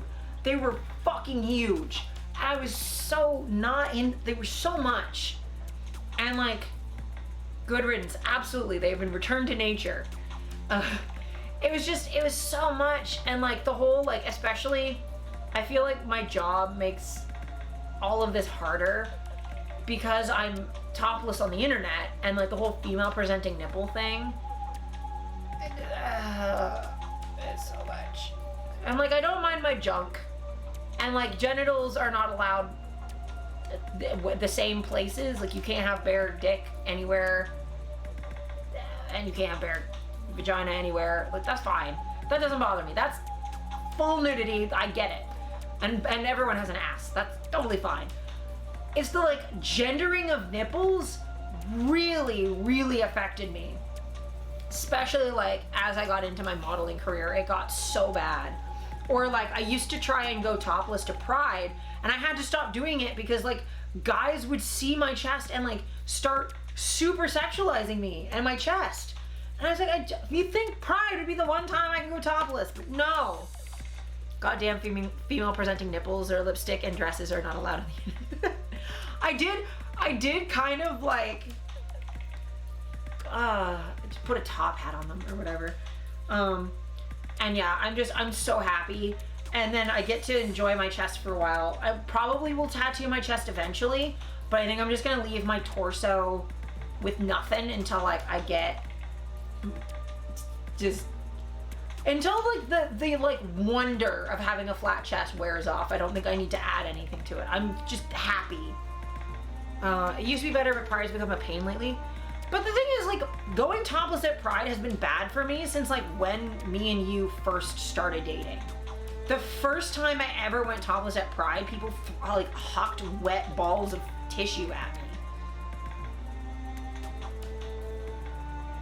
Yeah, it's backwards logic. And then straight guys say, yeah, I definitely support everyone being able to go without a shirt, winky face. Yeah, they want you to go topless so that they can sexualize you, not so that you can just be topless the way that they're topless. And like, I've had this discussion with my dad about like, I can finally go topless. And he's like, well, but women could go topless. I'm like, legally, women could go topless. And I've tried, but you get harassed. You get attacked. Like, I've been physically assaulted in public at Pride for going topless. And like, or like one time I was out topless and I had like my collar and leash on, and a friend was like leading me around Pride. And again, this is Pride, and it was at like 10 or 11 p.m. I'm not fucking, there are no children around, it's fine.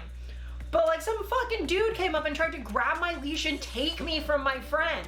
Like, what are you doing? You don't even, would you do that to someone's dog? No, and I'm also a full fucking human, so maybe don't do that. You weirdo. I was so mad. I'm like, what the fuck is wrong with you, my guy? Oh, you were talking more like 2005? Yeah, I don't think I was going to Pride yet in 2005. Because I only... No, I definitely wasn't. Because I didn't move to Toronto until 2008. And that would have been after Pride, because that was fall 2008. Misogyny is a whole thing. And like, my God. How do people even justify that to themselves? I'll never understand. They don't. And the thing is, I don't even think they are justifying it to themselves in their head. I think they just think they can get away with it. That like either A, I'm asking for it for being sexual in public, or that like, you know, I'm inviting it or whatever. But like people also touch my tattoos in public without asking. They'll just start petting my skin. I'm like, I can feel that, you know? But like the fucking gender discourse online has just driven me fucking insane. Like the amount of times that people are like, oh, trans men are like this, trans men are like that, or trans masc people are like this, trans masc people are like that. And they'll be like, oh, trans masc people don't experience misogyny. And I'm like, I look like this. What do you mean? Of course I experience misogyny. Top surgery did not get rid of my hips or make me not look like this.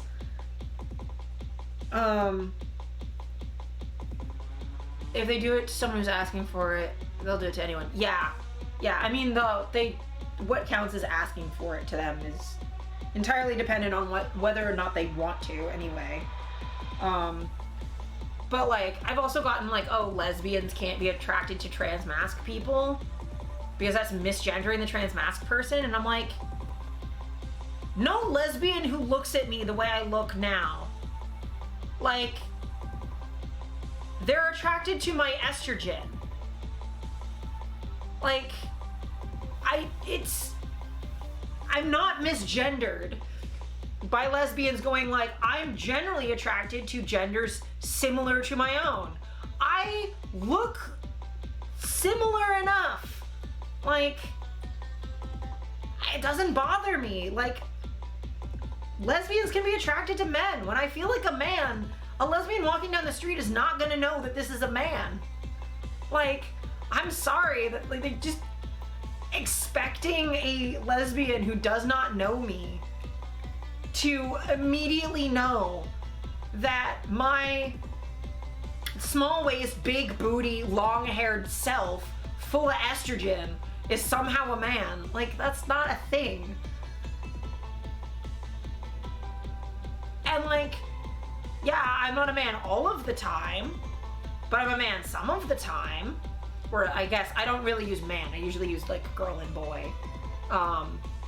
But like, there are trans men similar like that don't want to go on hormones or can't go on hormones because of disability.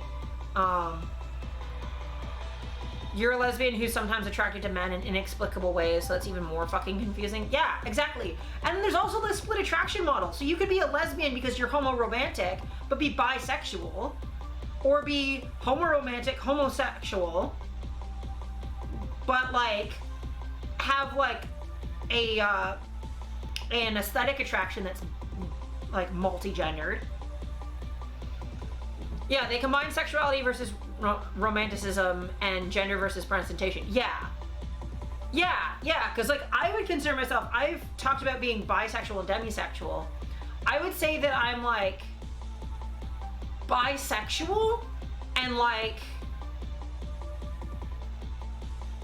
depending on what my gender is, because that makes it complicated. Because when I'm a girl, I guess I'm straight because I'm mostly romantically interested in men, and I'm slightly more sexually interested in women.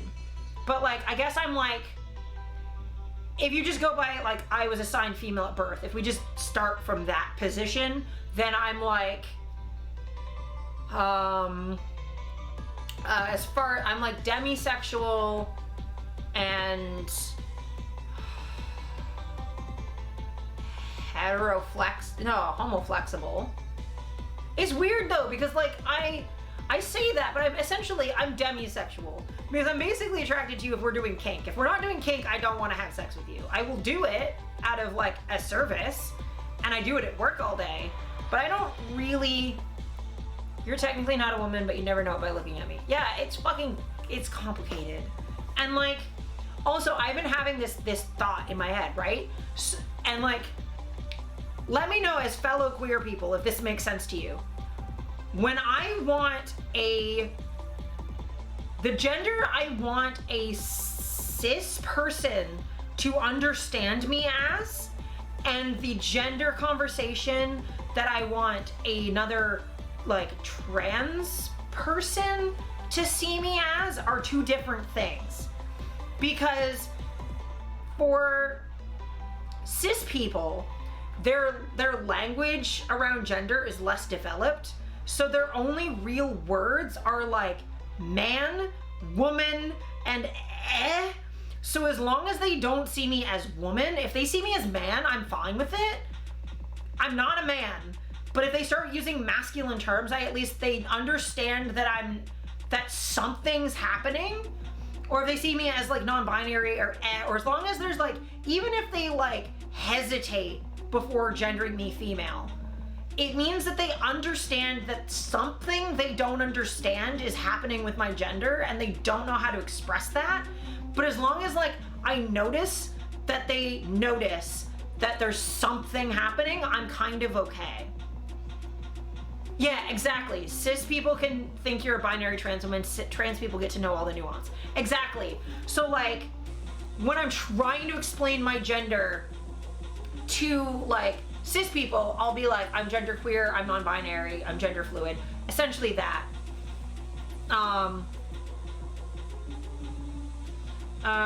You remember me saying one time that I was okay with she as a pronoun from everyone but cis dudes.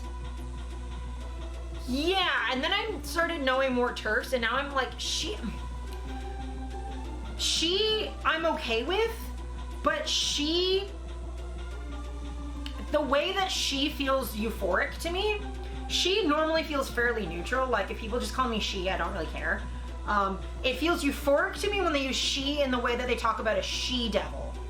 If they're like she brackets monster, then I'm okay. And that's part of why goth aesthetic is so tied up in gender with me, because it's like, you're a woman, but you're not a woman like we're expecting woman. You're woman in this sort of like dark, weird, corrupted way that seems wrong. You're like a poison version. So like, honestly, as long as cis people like get that something's up, even if they go like, like if they just constantly femme all of the time, but they're like, you're like a goth girl, or like, and like are constantly using she, but constantly like being like, you're like an alt girl, or you're alternative woman, or whatever, like that bothers me less. But with like trans people, they're the ones who are gonna read the nuance of like especially non-binary people, when I use like language like I feel like a cyborg vampire ghost child, a non-binary person knows exactly what the fuck I mean. You feel like this just unlocked something in your brain? Yeah. This was a thought I had the other day too, because I think there was a conversation someone was having about someone like different languages and like the kind of conversation you can have with people who understand the jargon of an experience versus something. I might have been in like Satanism or something, but like the conversation we can have as non-theists about our belief is very different than the conversations we can have with atheists or theists. That like, specifically as religious non-theists, we have like this really weird way of like talking about religion. And like, I don't expect people outside of that space to necessarily understand the nuances of like what I'm talking about. But yeah, I feel like it's also the same thing of like, in like psychology, when I was doing psych as a psych major, I would not expect the English majors who kept talking about Freud to actually understand psychology, because that's not how they were using it. Like, I couldn't have the in-depth conversations, but I could have more in-depth conversations with them than I could with the business majors who like don't fucking know shit about shit. But just treating gender as a language that cis people only have a base, have like the societal standard vocabulary in, but we have like the university educated vocabulary and the heavy academic jargon of how to talk about gender because we've actually studied it rather than just like the basic knowledge that everyone gets. It's like the difference between like people who think that genetics is just like 4x4 Punnett squares, like what you learn in like grade 9 fucking science, versus like being an actual biologist and understanding that like chromosomes are way more fucking complicated than that. It makes your linguist brain happy. I'm very glad, Mara. I knew you'd like it. Gender feels like color theory to you, to be honest. Yeah. Yeah, I know what you mean. I'm less educated on color theory. I know it more. I've been learning it vaguely through doing like photo editing and stuff. I'm not like professionally educated. But I mean, Mara, it's the same thing with you as a linguist. Like, or for me, like, the sort of conversations I can have with other disabled people about eugenics and ability and invisible disability and being invisible to the clinical eye and accessibility. Like the conversations I can have with disabled people who have also studied this topic in depth the way that I have, versus like some random able person who has never thought about the fact that disabled people also have to do gym in grade 9, like who's literally never thought about it before, who has literally never considered that like the only difference between my cane or my prosthetic knee brace and someone's glasses is just that glasses are normalized as a prosthetic like aid, and my ones are still stigmatized. Otherwise it's the same fucking thing. Like it's a completely different conversation with someone who like is deep in the like theory of it. So like yeah, my gender to a fellow trans or non-binary person is so much deeper and richer a conversation than the like 2 words I can explain to a cis person, which is just sort of like, I don't fucking know. And like that's also part of why I think a lot of non-binary people take a while to figure out our genders, because that base understanding of gender language we have to study it to find the language that works for us, right? So like you have man and you have woman, and then it's like trying to find the edges of those to try and find where the hole is to dig into where the actual deep, rich, dark earth of gender is. And it takes us so much longer to find it because like at the very least, binary trans people can at least go like, oh, I'm the other one. Whereas with non-binary people, like we have to like figure it out. Like there's a reason why like non-binary TikTok, it's trending all the time of like people like explaining their gender in ways that make less and less sense. And it just eventually ends up with a fucking mushroom or some sort of cosmic nonsense, or like a tree. Where like there's cryptids in there. Like our genders are always associated with like shit from nature, or like monsters, or like cosmic concepts, or like time. Like our genders are so fluid and weird and rich and complicated.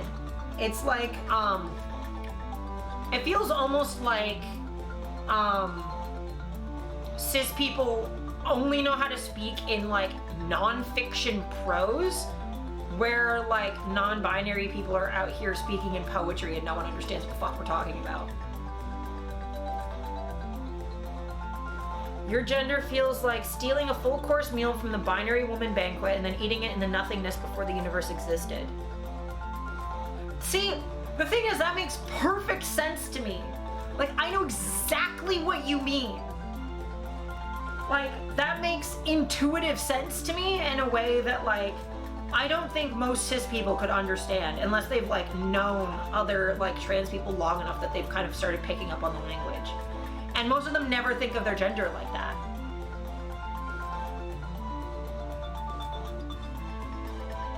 Yeah. Yeah. And I think, fucking Anna Mardal was talking about this the other day, that, like, they're not a woman, they're a trans man, but they still subscribe to the newsletter, which is sort of like how, because they, you know, they don't like have surgery or use hormones or whatever, so I'm very bad at neopronouns. I'm really bad at it. But their gender is man, but they're perceived entirely visually as femme, right? Then gender gets a whole another layer with autism. Yes.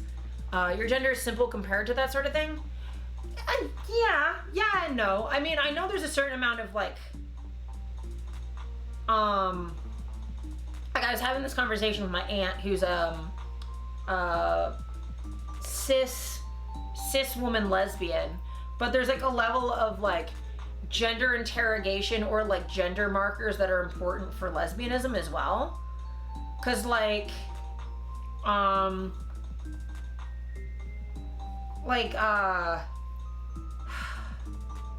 for her, short hair helps them express the like that like connection between their gender and their sexuality, or that like they're separate from cis het womanhood. So like cis gay womanhood is like a slightly different experience. So it's not quite to the level of like complete off the rails of being non-binary, but it's still like that experience. And like there are cis lesbians who use like he pronouns or they pronouns and stuff. So like there's like a whole thing with just like the sapphic world and gender. You're bad at those two, and you have complaints about it as a linguist, but it makes you feel like a transphobe, so you shut your mouth and use their damn pronouns. Yeah, for me it's just like because it's not, pronouns are supposed to be like a simple like thing, like an automatic thing, that like having to sit there and think about how to like conjugate them is really confusing. Hello, DJ. It's nice to see you in chat. Welcome in. Welcome. Yeah, that's your thing you complain about as a linguist? Yeah, it's just like it doesn't process naturally because it's like a new word. I'll get better at it, but the thing is also like there's 1,000 neopronouns and I don't know how to pronounce fucking any of them, and I have to learn them all at the same time, but then also keep them separate. And that's like, I know Anna's pronouns are z, zer, but I don't know how to conjugate them at all. I think it's like z and zer and zers, I think, but like it's hard. They're neurolinguistically different. Yeah. Pronouns are function words, not content words. Yeah. And there's the way that lesbian feels like a gender in its own right. Yeah, I mean, I can't speak on that because even when I felt like there's no point in my life where I would feel that lesbian is a good fit for me. But like, I do know that like sometimes like there's this like interaction between being like my particular like gender fluid, gender queer, like non-binary self. Like my gender is sort of, if I was gonna find like a word for it, it's like demi-gender and then gender fluid. And then like, you know, all those like esoteric poetry descriptions of it. So there's that. And then I've got the sexuality of being like demisexual, and like that like aceness interacts with my gender in a complicated way because like it's how I and like them being bisexual on top of that, or biromantic on top of that, that like the way that interacting with men and women like communicates with both my sexuality and my gender, and they all like, it's not like when I'm like romantically interested in a man or a woman, like it's not just their me relating to them because of my sexuality. It's me relating to them because of how my sexuality and my gender interact with that person. Because, like, with Salt, a lot of the time, I feel like a gay man. Like, I feel like a twink. Like, I feel like a small gay man. Which is weird. And then with, like, Steffi, I feel like some sort of garbage gremlin child that is genderless. Like, I don't feel masculine. I feel like, so with Salt, I feel like kind of like a feminine man. And with Steffi, I feel just like some sort of disaster gremlin. And like, with women sometimes, like, it, like cis women, it's like additionally complicated because I feel, predominantly I don't feel a gender, I feel awkward. I just feel too big and too awkward and too uncoordinated to be around them. And then with clients, sometimes I feel like a woman, kinda. Or like I feel like a girl. And like, it's weird. Like, it really depends on the space that I'm in. Or like with some dominant women though, when they're like physically in control of me, I stop feeling as physically awkward and then I feel like a good girl. It's fucking weird. I feel like a gay girl. It's so weird.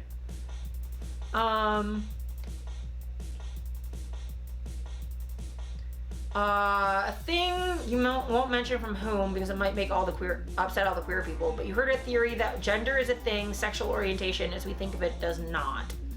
Like, you're attracted to people based on how they make you feel in relation to your gender.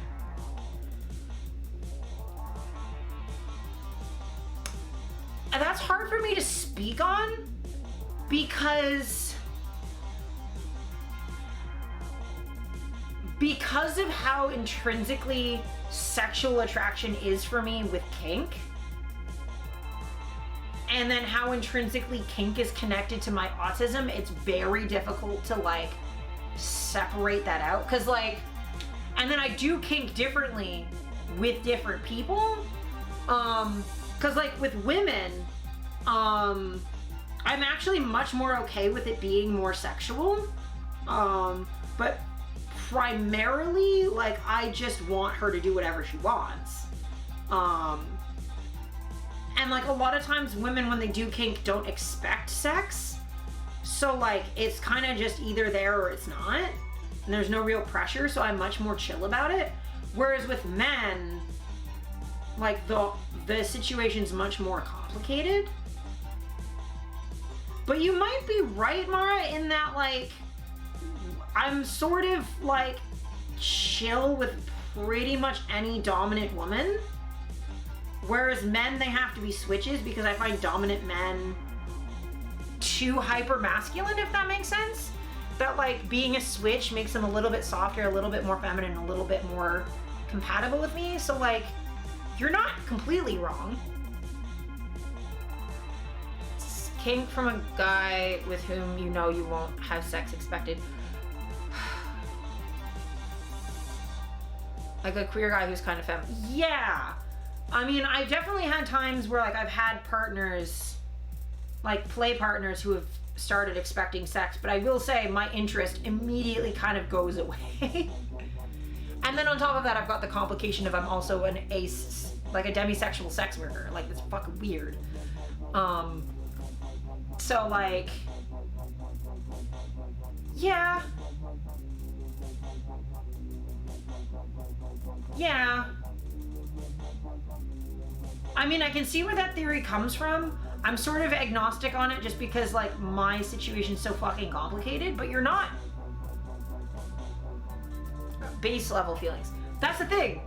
So my base level feelings is don't fucking, I don't have a sexuality until I've known someone for like 2 years. That's the problem. And like if I don't have a kink dynamic with them, like I don't have any interest. Like, so like outside of a kink dynamic, I have absolutely zero sexual interest at all. Oh, you're just trying to get my opinion? Yeah, I don't know. I guess I wouldn't start a kink dynamic with someone who doesn't make me feel good about my gender. But I don't know if that's because the gender's causing the kink attraction, or because the feeling of being respected kind of precedes both, if that makes sense. Like, I don't know if it's just like, I'm not going to be sexually attracted to someone who doesn't respect me.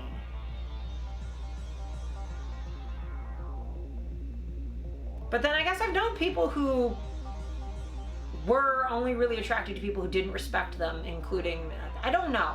It's hard to say. It's hard to say.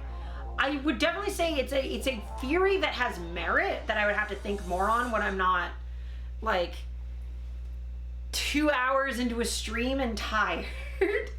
But yeah, it's an interesting thought. And especially because, like, I also got the split thing where, like, I'm more, my romantic attraction and my sexual attraction are separate. Like, basically, I can be romantically attracted to lots of people, but sexual attraction is specific to, like, if I have a kink dynamic. So, like, if you're talking about, instead of, like, sexuality specifically, because for me, that's essentially an extension of kink. If you're talking about, like, a romantic attraction, I gotta go put more music on. I'm just gonna start that album over again. But, like, romantic attraction,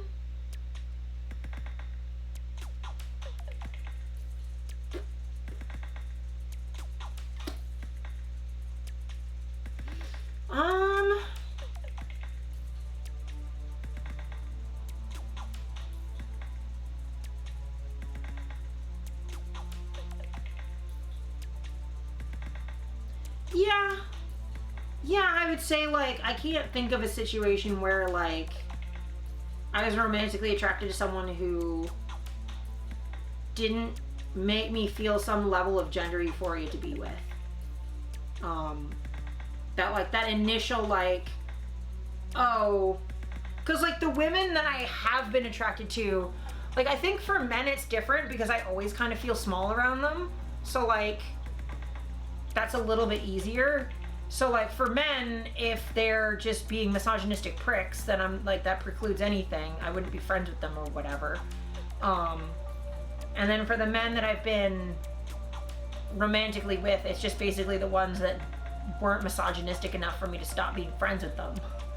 But with women, like, yeah, I guess the ones that make me feel, like, kind of, like, awkward and gangly, I'm, like, way less into.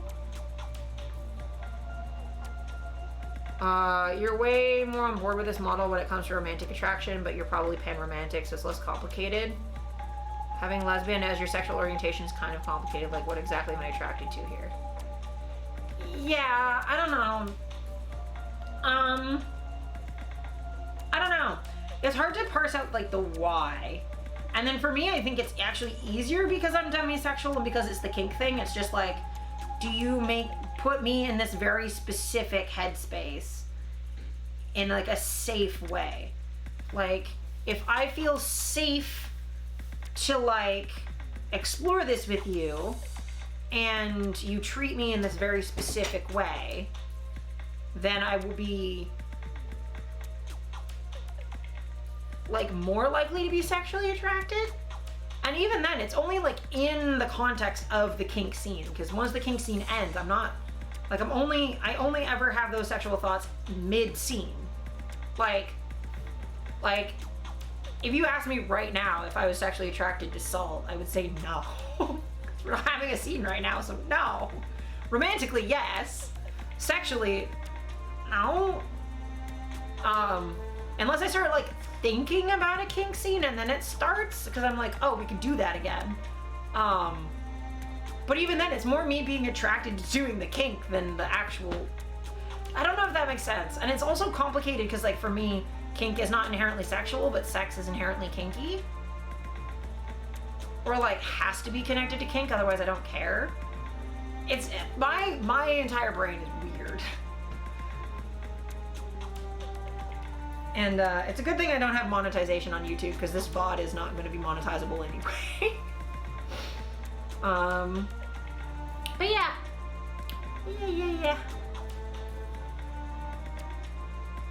I will definitely say the flat chest, gender-wise, makes me feel more elf-like, more elfin, which then kind of makes me feel more vampiric and demonic, because that's kind of, it goes like elf, vampire, demon, and it kind of goes in that direction. And the more like vampiric and demonic that I feel I look, or that I feel like, the more gender euphoria I get. Because for me, it's not like a male-female spectrum, it's a human to monster spectrum, and the closer to monster I get, the more me I feel. The more I look like a bog standard default settings human, I don't feel good. Yes, the true gender spectrum, human and monster. Human encrypted. And I feel like a lot of non-binary people will be like, yes, that's the spectrum we're on, is between like default settings human and like monster. I wouldn't say all of us, but a lot of us are kind of like on that line, especially those of us who are like alternative in some way. Ow! But yes. Yeah, I went 15 minutes over what I said I was going to, but we were having a good conversation, so I'll give us another 15 minutes, but I have to go at 9 because I am tired. And I need to like give my chest a break and not be sitting up so much. But I'm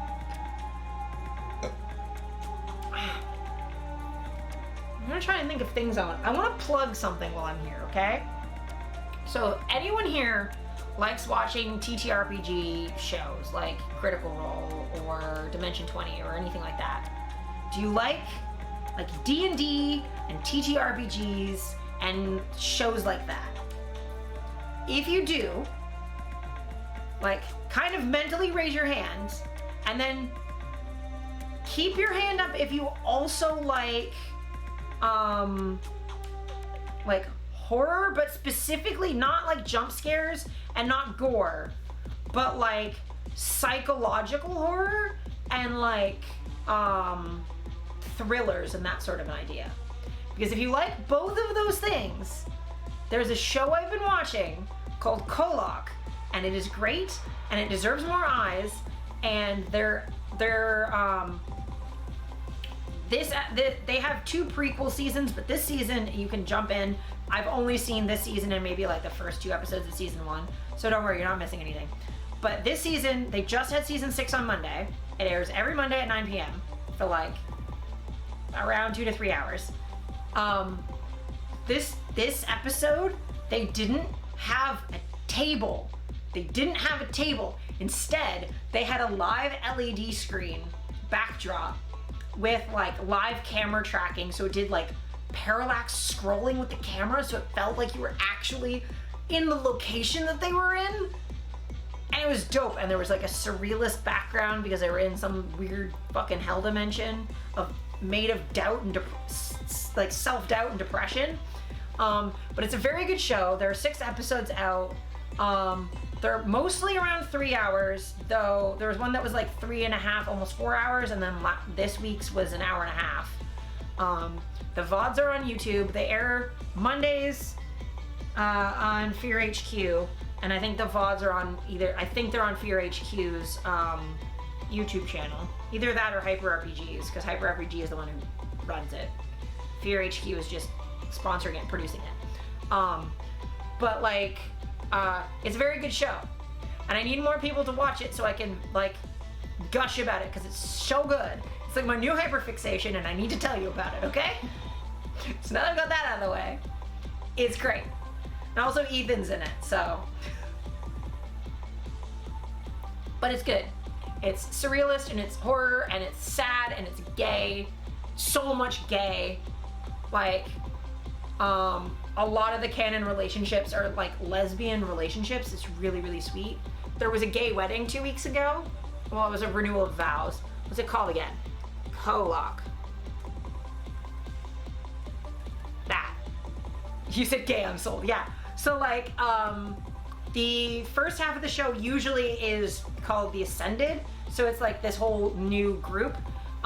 It'll explain things as it goes, but it's essentially like, you know, an apocalypse happened in 1991, and Australia and Europe are gone, and no one had babies anymore. So all of the Ascended were born on November, I think, 17th, 1991, and they're the last children ever born, and they're called the Ascended, and they joined a rebellion to try and overthrow a fascist dictatorship that was running North America, and they lost. And so the Ascended cast at the start is following like kind of the leaders of that group. And then the second half is following the Legacy cast, which is from the 2 prequel seasons. But it goes through their memories, and it's disjointed and weird, but like, it does a really good job of kind of explaining where they're at least enough that you kind of get what's going on. You can also watch like the first episode of season 1 and kind of give you like where things are starting and gives you a sense of the vibes. But like 2 of the Legacy cast, Laura and Emily, are married, and they are a bickering old married couple, and they fight all the time. But it's a lot, and there's a lot of crying, and a lot of fighting, and a lot of bickering. And I cry pretty much at least once an episode. Every episode I cry. Every single time. Because there's so much drama and so much emotions, and people die, and it's a lot. It's a lot, but it's really good. And like even just the trailer, like if you like the vibes of the trailer, then you'll like the show. Ow. Oh, cracking my back with my chest is weird. Ow. But yeah, it's a fun time. It's a fun time, and if you like it, DM me and gush about it, because it's great. And I'm trying to think other stuff is going on. Ow. I don't have a lot going on. I'm going to try and stream more again. I don't think I'll be playing games for a bit. It might just be a lot of just chatting stuff, because I don't think that I'm just using my arms that much might be like a bit uncomfortable. So we'll see how I feel. I can't even remember what game we were playing. We were playing Talos Principle. I could maybe do like short Talos streams because it's with a controller, so I can at least be like back here. We'll probably be doing a lot of bed streams just because A, I have this nice bed desk, and B, I can't like sit up straight for very long, so being able to like lay down and move around is a lot more comfortable. And this might just be my setup going forward anyway, just because this is way nicer. And I also don't have to clean up nearly as much as my room. I can just sit in bed and it's great. So this might just be the new stream setup, is just in bed all of the time. So like, get used to this shit. I might put batteries in the pumpkins. But yeah, we might just have the stream setup be me in bed, and maybe I'll get some like LED strips for the shelf. I was gonna tilt my laptop as if you're using that. You're using a different camera. But like maybe I'll get some LEDs for like up here. Finally get all the batteries switched so it's like actually nice lighting in here. But I'll get like an LED strip above the window, or I don't fucking know. We'll figure it out. We'll figure it out. I guess 8-ish minutes left. Is there any other big pressing questions anyone has for me? I'm so tired. I didn't have a nap today. I just had a shower, and then once my hair was dry enough, I was like, I'll stream. I'll stream. I think there's like a Portal sequel thing that I want to play at some point, so we'll look at that. And I still have DDLC Plus to play. Okay, honey. Desk Job, yeah, that thing. So yeah, I wanna do Desk Job, I think. Cause like, I think Jacksepticeye played it, and I've been trying not to watch his playthrough until I play it, cause I don't want to spoil myself. Same thing with the Grumps played DDLC Plus, and I've been trying not to watch that so I don't spoil myself. So I gotta get through those at some point, play more Talos Principle. I've got to be pretty close on Talos Principle. I don't think I'm gonna 100% it. I was going to, and then I decided I'm too tired. I'm a very tired person. I have a lot of shit to do. I'm doing a lot of temple stuff. And a lot of work stuff. And that's with that, like, I'm not even modeling right now. We're seeing clients, so like, it's a lot. I'm very tired. Let me think, what else is going on? What else is happening? What else is happening? I don't know. I should look who's streaming right now, who I'm gonna raid. I should do that while I'm sitting here.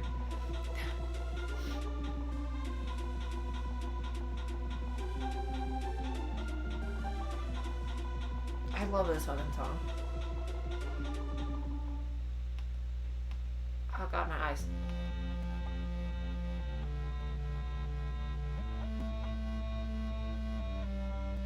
Lilia and Spitty?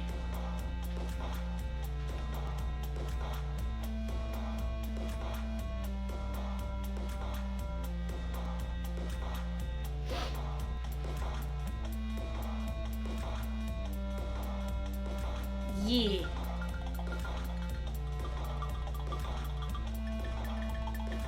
Yeah. I might raid Spitty just because Spitty's been like super supportive of me and stuff.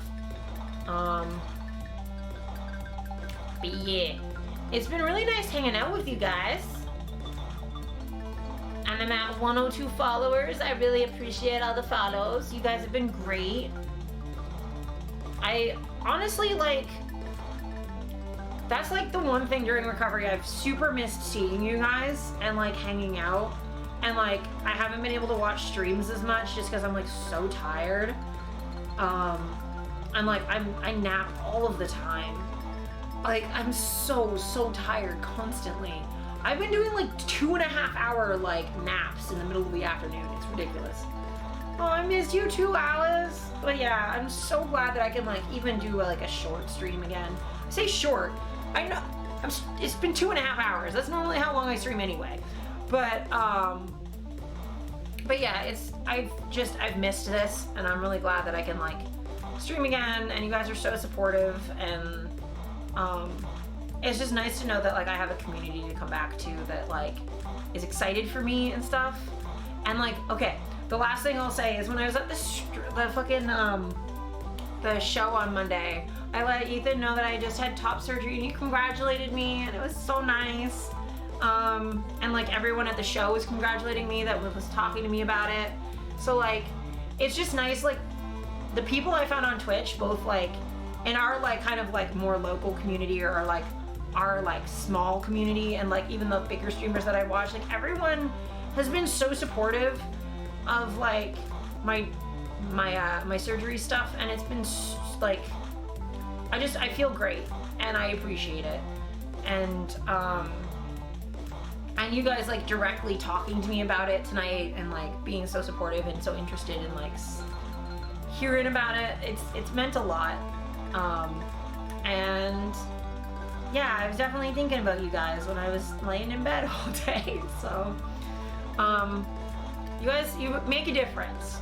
You guys make a huge difference. So I just wanted to tell you how much I appreciate you. And now I'm gonna raid Spit. I'm gonna raid Spit. I don't know, he's playing a game called One Shot. I don't know what that is. It's probably fine. But we're gonna raid Spit. So stay in chat, and we're gonna go say hi to a friend. And yeah, thank you so much for stopping by. Feel free to spam some of my emotes when you go in. I don't have like a raid emote or any raid command or whatever. But yeah, just go in and say hi for me, okay? And have a great night. Love you guys. Bye.